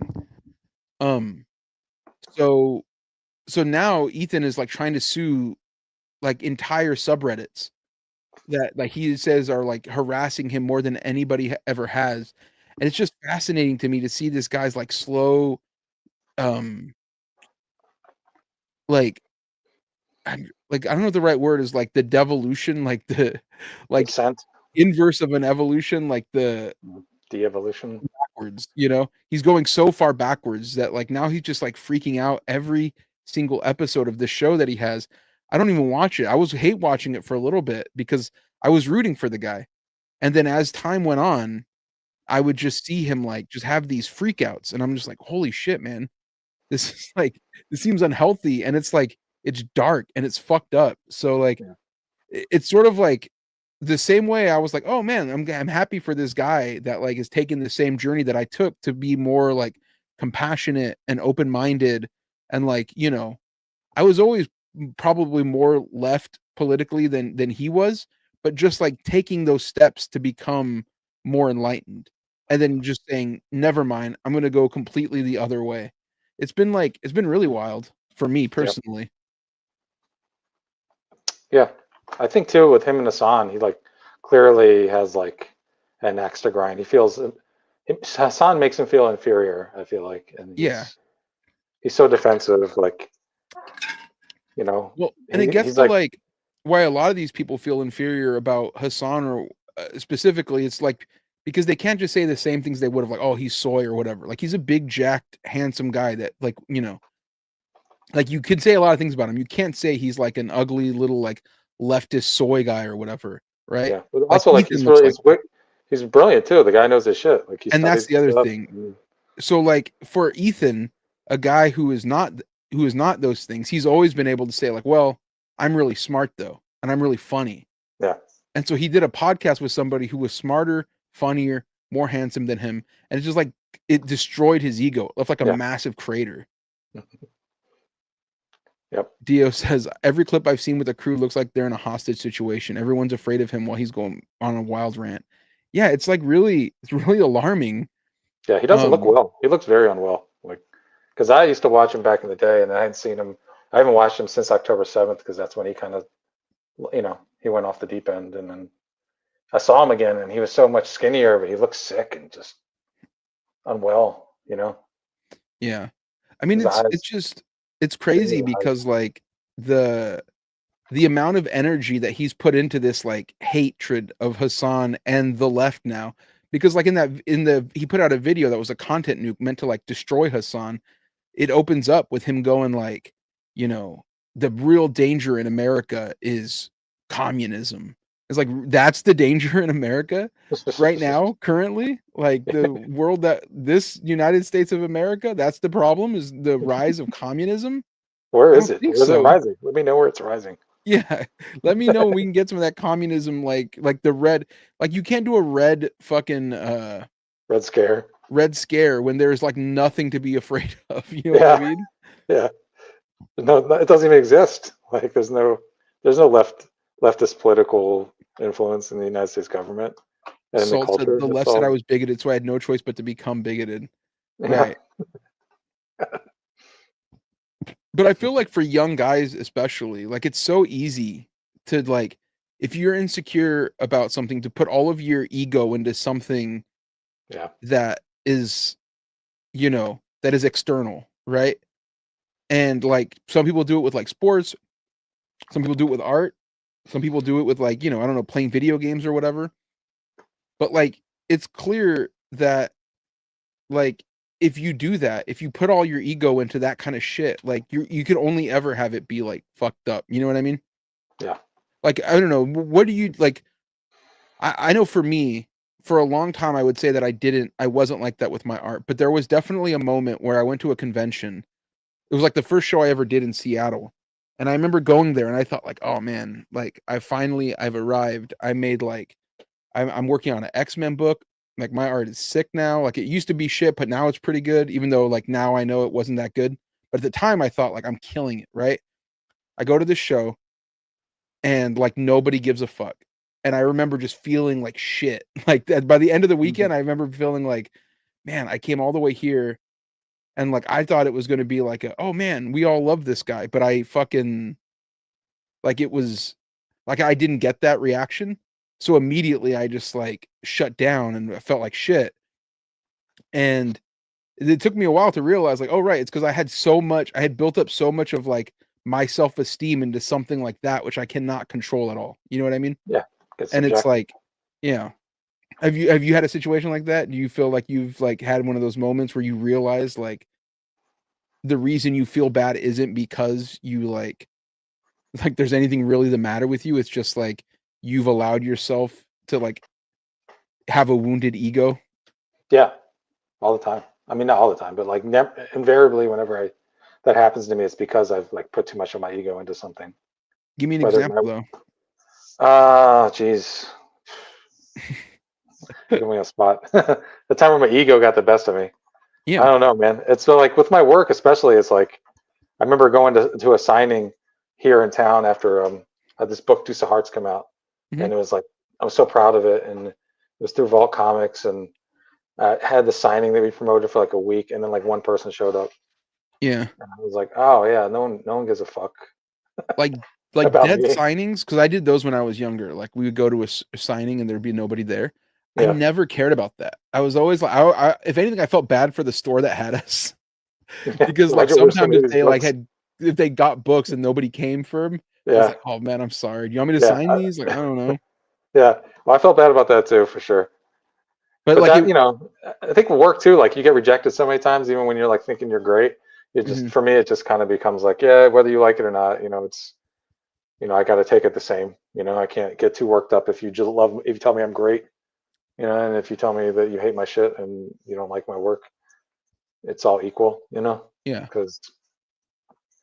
Yeah, see, like it's weird because I never had like growing up, I didn't play sports. You know what I mean? And I didn't have any sort of like ego about like on one hand, I was like bad at competitions because I didn't grow up with like a healthy way to like express that, like because I didn't play sports.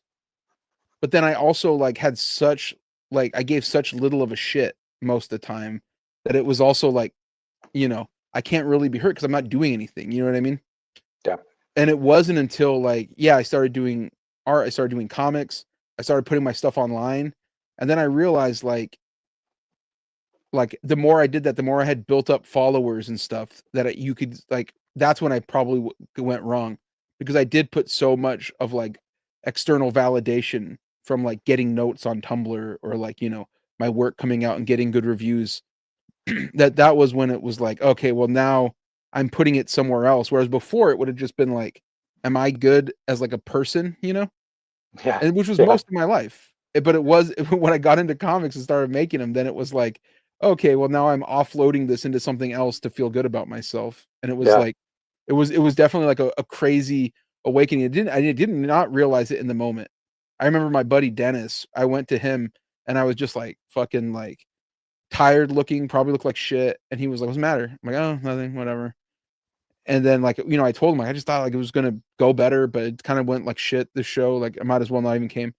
And he was like, yeah, comics will always humble you. You know what I mean? Yeah. But like, that's just in general about everything, right? Like my nephew plays basketball and I was going to his games. He's a freshman in high school. So I was going to his games and like, I love that, like, if you do play sports, you have like a healthy outlook on, like, he doesn't play his best, but he's not like down on himself about it. You know, it's like, oh, I'll play better next time. You know what I mean? Yeah. Always the next game. Yeah. Like, were you like that when you played sports in high school? Yeah, a little bit. Like, I what mean, position did you play? I played In, football, and right. then I played linebacker and fullback. Okay. So, and I played special teams. And I remember one time I got laid out because I was being arrogant.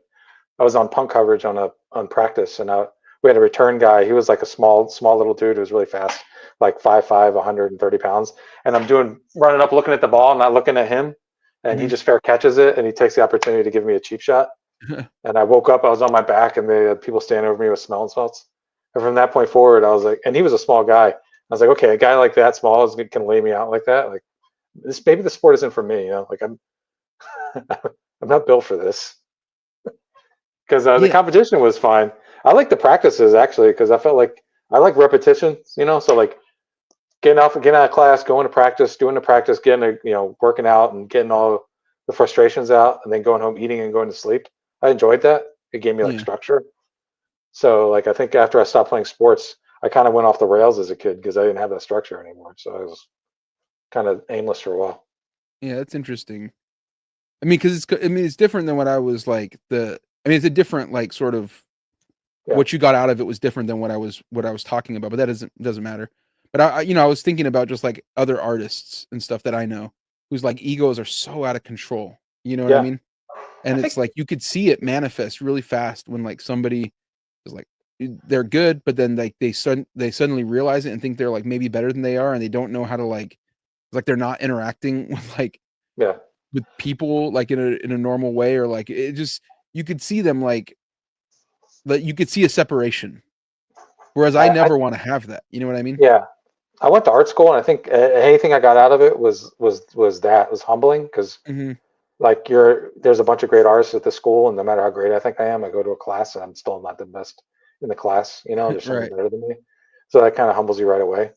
Were you the And best also, in high school of your yeah, like? I pretty was much. not. I was maybe second, sometimes third, up until like senior year where I just did more than other people. Mhm. But I was always like, yeah, second or third best person in class. So I never had that like, and I never was like, oh, I'm gonna be better than that person in this next one because I knew I wasn't going to. Well, see, You know? well, Uh, I didn't go to art school after high school, so there's like a period there where I wasn't even drawing. So when I was already in my late 20s when I went to art school, and I Yeah. could start drawing again. So it was a totally different experience. I was like basically teaching myself how to draw again, you know. So Yeah, I mean, it like, was and to humbling. tie it back to the Ethan Klein thing, the thing that really gets me about it is like somebody mentioned that it's like Zionism and all that kind of stuff. It's like that to me is like I don't think any of that stuff even particularly matters to him. It's clear that it doesn't. Like it's a part of it, but I think it really is just like he has this extremely wounded ego, and he's like having this like identity crisis because he has built so much of like what makes him feel secure and what makes him feel worthwhile into something that was like he inadvertently destroyed when he put himself against somebody who's just better than him at everything. You know what I mean? Yeah, And it's like it's fascinating to me. it's You know, sad like too because I remember Hassan, like it felt like he was really getting a lot out of that friend, like watching them in a parasocial kind of way. It's like, oh, this guy's trying to be a better friend to this other guy and trying to help him along, and I was like, this is heartwarming to see people, kind of talk about this stuff and like change each other's hearts and stuff, and then to see it go like in that direction is just it's right. And sad. The funny thing about it is like, Hassan has talked about like this ego thing, not in relation to Ethan, but just like he talks about it like, people should go work out, go to a gym, like work on their body, work on their self. And then you could make yourself feel better through that. And then you're not in a position where you're doing that in like Yeah. in this other way. And like, since I've been walking and stuff, I've been definitely feeling like just like more clear of mind. You know what I mean? It's like it's Yeah. giving me more time to process things, but like also just like I just feel better physically and like, less depressed in general. I feel more a part of the community. Like people would like I meet people on the street and I can like, talk to them. But like it's like weird to think about people who just don't have that. You know what I mean? And like Ethan Klein is so rich that he just has his own like private gym in his basement, so he doesn't have to be outside. He doesn't have to do anything, and it's just like, yeah, that's how people get fucked up mentally, you know? Yeah, and it's him trying to tell everyone how the world works. Yeah, It's like you don't interact with the world. You don't know you're so out of touch. It's live in your bubble. yeah, and I just find myself just like obsessed isn't the right word, but I find myself fascinated by it just because, again, like it's sort of like, what if I had this inflection point where like my mind broke like this, the same way that I would have had the inflection point where like I want to like let go of being this like atheist edgelord fucking loser. You know what I mean? Mm-hmm. So it's been definitely like just on my mind a lot. I think just being that self-aware means you're already ahead of the game. Yeah. I don't think he is. Well, Someone right. like that. Yeah. Not just him though. Like just in There's general. a lot of people. Like, yeah. So there's a rash of it these days. Everyone's kind of in their own little like cliched echo chambers. And cultivate their own friendships and. I guess I brought it up because I was thinking about like, why do I give a fuck? You know what I mean? Like, it's not a show that I watch. It's not a show that I even like anymore, but I just like trying to process it. Like, why am I fascinated by this thing? And it's like, oh, right. It's because like I'm seeing like a weird, like fucking funhouse mirror reflection of myself in it. And it's like, yeah, that's why. Yeah. It's the universe showing you what not to do, Right. Yeah. That tracks. Yeah. It also makes me think like, fuck, I want to go on a walk, but it's dark right now. I can't wait till tomorrow. I can wake up early and get out there again. I was looking up shoes to buy because I'm when I started this walking thing, I walk 4 miles a day most days. There's been a couple of days lately where I haven't been able to just because of rain or whatever, work or rain. But most days I walk 4 miles a day, some days more. And for the longest time, all of my walking shoes have just been like shoes that I had bought back when I was getting really into buying shoes, like just wasting money at the time, I thought. But now I'm just like, fuck, I'm gonna wear these shoes. I'm gonna wear them until they break down on me, So now I'm starting to get to the point where like some of them, like the sole is like delaminating from the bottom of the shoe. And I'm like, I gotta start finding like cheap versions of this. So I was looking up used ones and I'm looking at the bottom to see how worn out they are before I, you know what I mean? Before I think about pulling the trigger. Cause I'm like, well, I like these shoes. They don't make these specific shoes anymore. But if I find used ones from like whatever on eBay, maybe I can just like keep the same thing going. What price are we looking at here? Like $40. That's not bad. No. That's what I'm saying. Like, if I can avoid spending like too much money and I can buy them used, that's kind of an ideal situation. So that's what I was looking for. Yeah, it's a bit of a come up. Like $40-$50, but like slightly used, I saw some where it's like, nope, those will do me no good. That's basically where I'm at currently right now. Yeah, as long as the soles aren't worn out, that's the most important. Well, like the thing is that my shoes, try to see if I have any of the ones that I mean. No, not really. Not next to me. But my shoes, they're like, a lot of them are like Ultra Boost. So there's like the sole and there's like a rubber, like it's called Sprint Web or whatever. It's like Continental rubber for like tires, but it's just on the bottom of it. That's wearing out. So it's now just the foam underneath the shoe. Means no traction, Yeah. So that sucks. Yeah, I do all my working out without shoes on, so. Yeah. For sale, baby shoes used. You're wild, bro. Look up Fulton insoles made from cork. More expensive than Dr. Scholl's, but they're good. Fulton insoles? I'll look it up. I know cork is good for shoes. It's in a lot of boots. I'm into cobbling and stuff. I mean, I don't do it, but I'm into watching videos about it. But yeah, I need to try getting into doing more of like the stuff that you're talking about, like the yoga stuff. I know you gave me some stretches and I do them some days. Some days I forget, But you know, I got like my certain ones that I do every morning just to make sure that my back doesn't get fucked up on my walk. Yeah, that's important. Yeah.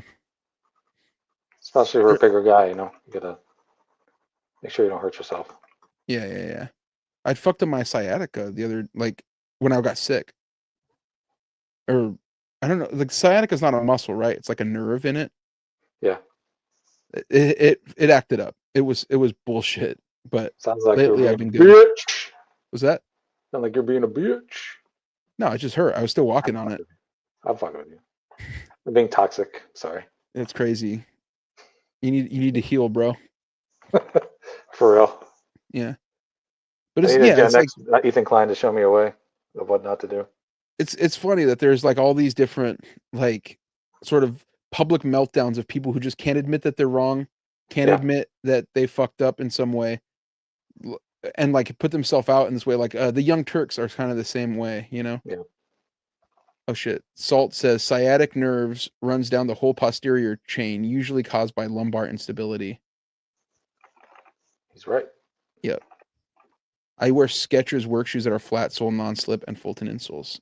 Okay. Nice. I tell you, those ultras that I got were fucking awesome. Ultra Boosts? Yeah. You can find them for pretty cheap. I love those. Walking around those things. It's like walking on clouds. I have like 5 pairs of them from back in the day. And Why don't you wear those? No, I do. That's what I'm saying. They're all starting to get worn out. Yeah.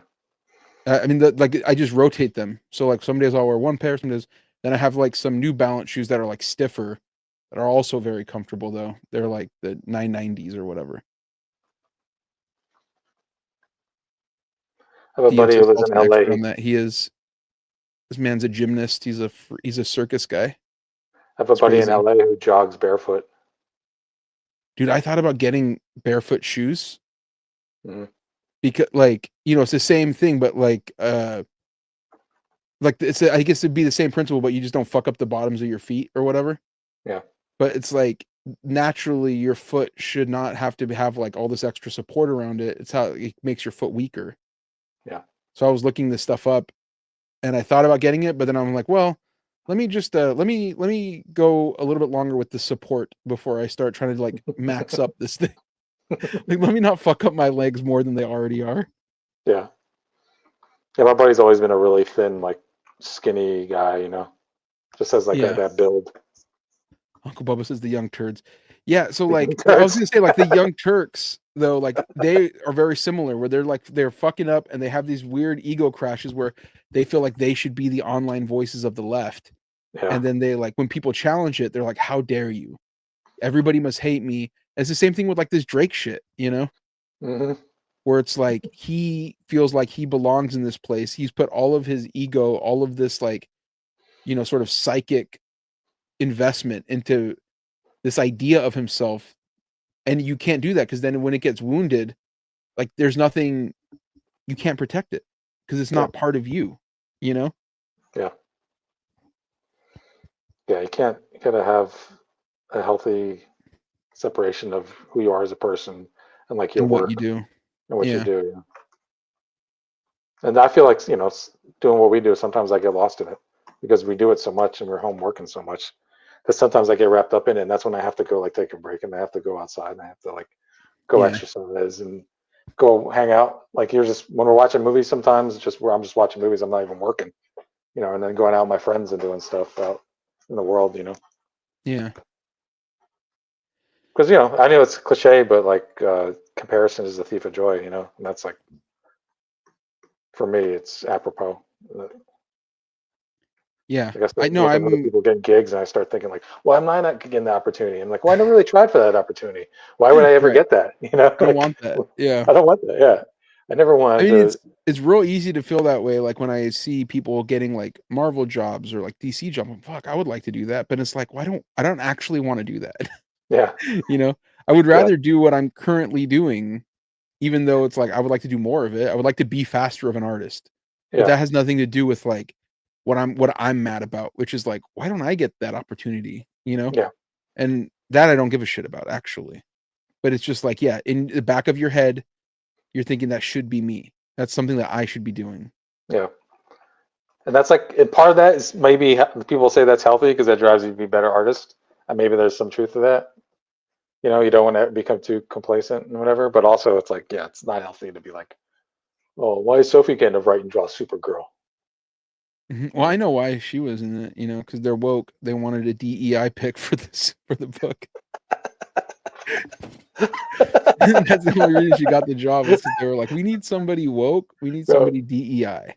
Well, she got the Substack money off of being a token, and now, you know, it's just wow, that's crazy. You called her a token. That's fucked up. Yikes. Yeah. Sophie says, because I'm good. Yeah, Sophie, you're not good. You're great. You're great. Good at being DEI.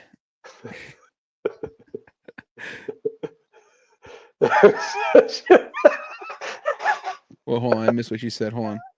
Okay, the Substack was definitely DEI, though. Yeah. You know, shout out to DEI. Shout out, yeah. That was an amazing era. If not for DEI, I wouldn't have a sweet Optimus Primal figure. Yeah. I saw this photo. Let me get what she got me. Oh yeah. Let's see. Oh, nothing? You can get shit? I get shit. My Optimus Prime figure is back there. I'll put it up here next time. That way I can have him more prominently displayed.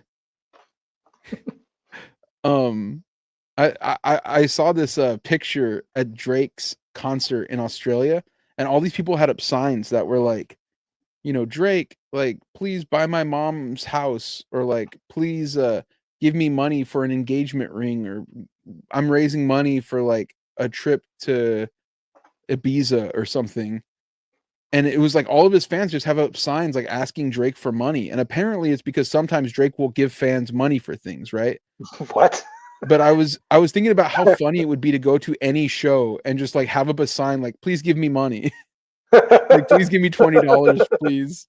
Like, not even if it's not Drake, if it's just like, if you went to go see, like, when I went and saw Modest Mouse, if I was like, can I have $30?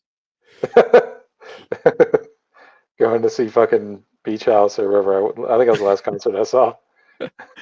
Like, that's ridiculous. I assume Drake was paying for abortions with his fans, but I didn't know if he was doing anything beyond that. Dio says, doesn't Drake also lose tons of money online gambling? Yeah, because he does. It's hard to say he loses it, because part of his arrangement, I imagine, is he gets free, like his stake is literally covered by the company's stake, where like he gets to gamble and like it's just promotion for them, like it's just free money for him to gamble with. But I do think he does like extracurricular gambling, which makes him like lose a lot of money, because he was always famously like a sports bettor, you know, and like he would put like $1 million on like Conor McGregor, and then Conor would lose, and it was like, oh, you know, it was called the Drake curse. But that's right. Yeah, I remember that. Yeah, but right now his like tour in Australia is called the Anita Max Win tour, because like it was like a thing he said as a joke on one of his like gambling streams, where he was like, Anita Max Win, like I need a Max Win, but he didn't like a funny voice, like a woman's name. Anita. I watched the Needle Drop review of his new album that just dropped. I didn't see it. Was Fantano into it or no? No, he said it was horrible. The one he did with Party Next Door. Party Next Door. Yeah, he gave it a 3, I think. Oh wow. 3 or 4. It was bad. He's like, there's one good song on the entire album. Anita Max Win. That's Drake saying I need a Max Win. Anita Max Win. All right.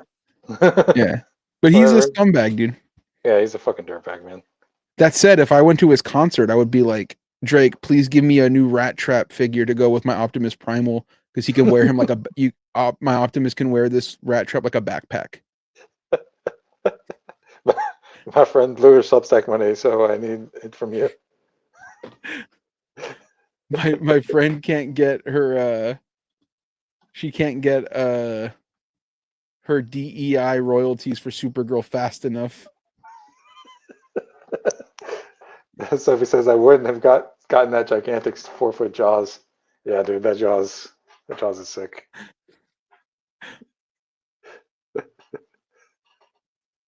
How old are the fans he gives money to? That I don't know. That's a good question. Not, not my business. I don't look into things like this anymore. I'm trying to find. I'm looking for the rat trap figure. So I want to show it off on stream. It will be mine.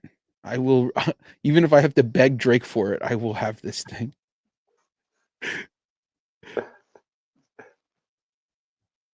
And I will beg Drake. Look at this. Look at how sweet this is, dude. Oh wow. It will look cool next year. Wow, yeah, it does for $115, and it's worth every penny, dude. Oh, here we go. Here's the full.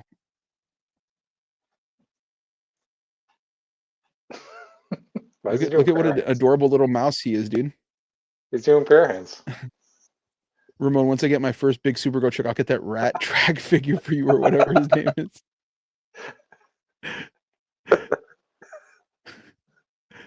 Look at him, dude. He's adorable. Look at him. Oh, what's he doing on his back there? That's weird. Oh, that's him opened They're up. Friends. They're friends, dude. What's the rhino? What's his name? That's what Friends do. That's Rhinox. Rhinox? Oh. Yeah. Were they all in that movie? I'm not I was never as into Rhinox. I was always a Rat Trap guy and an Optimus Primal guy. Were they all in the Beast Wars movie? Because I turned that shit off like 15 minutes in. They were not in the Beast War movie. Man. 115 is insane, though. That's crazy for a little rat figure. It's an absurd amount of money for this little rat. He's not even big like the Optimus. No. This is a toy channel now. Or like Ibrahim's thing. It's too bad he's missing out. Yeah. The one show he'd be excited to be on.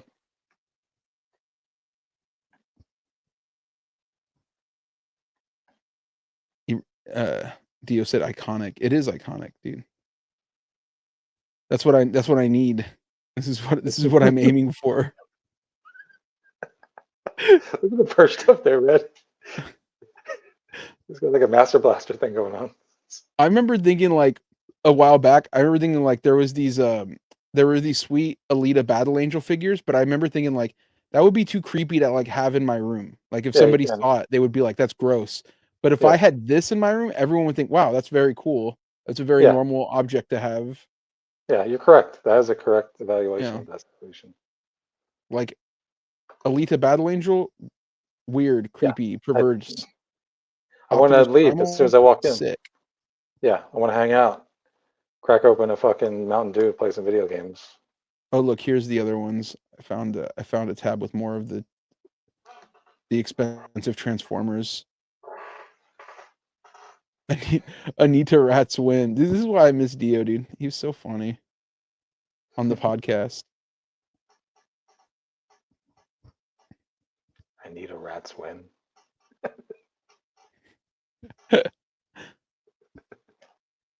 Oh, the Takara Tomy website. There we go. Look at the little rat scheming, dude.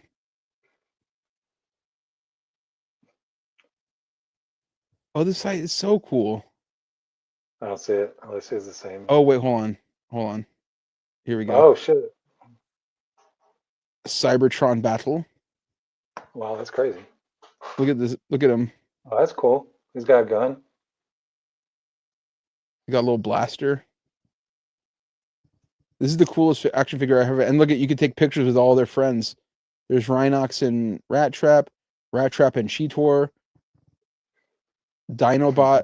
Why is Dinobot so big? I don't think he's supposed to be that big.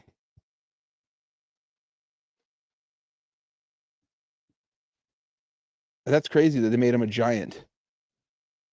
Dude, this would be a sweet starting 5 lineup. Yeah. Rat Trap at point guard. Obviously, Cheetor at shooting guard. Dinobot's a center for some reason. Optimus a small forward. And Rhinox is like a beastly power forward. Yeah. Yeah. Like a sort of big fundamentals type thing. I hope he can shoot, though. Gotta stretch the floor, you know. Got spacing. Sophie said I found it cheaper than $115. Well, neither of us have $115 or however much you have. So, like, one of these days I'll get it, though. One of these days it will be mine. I covet this little rat.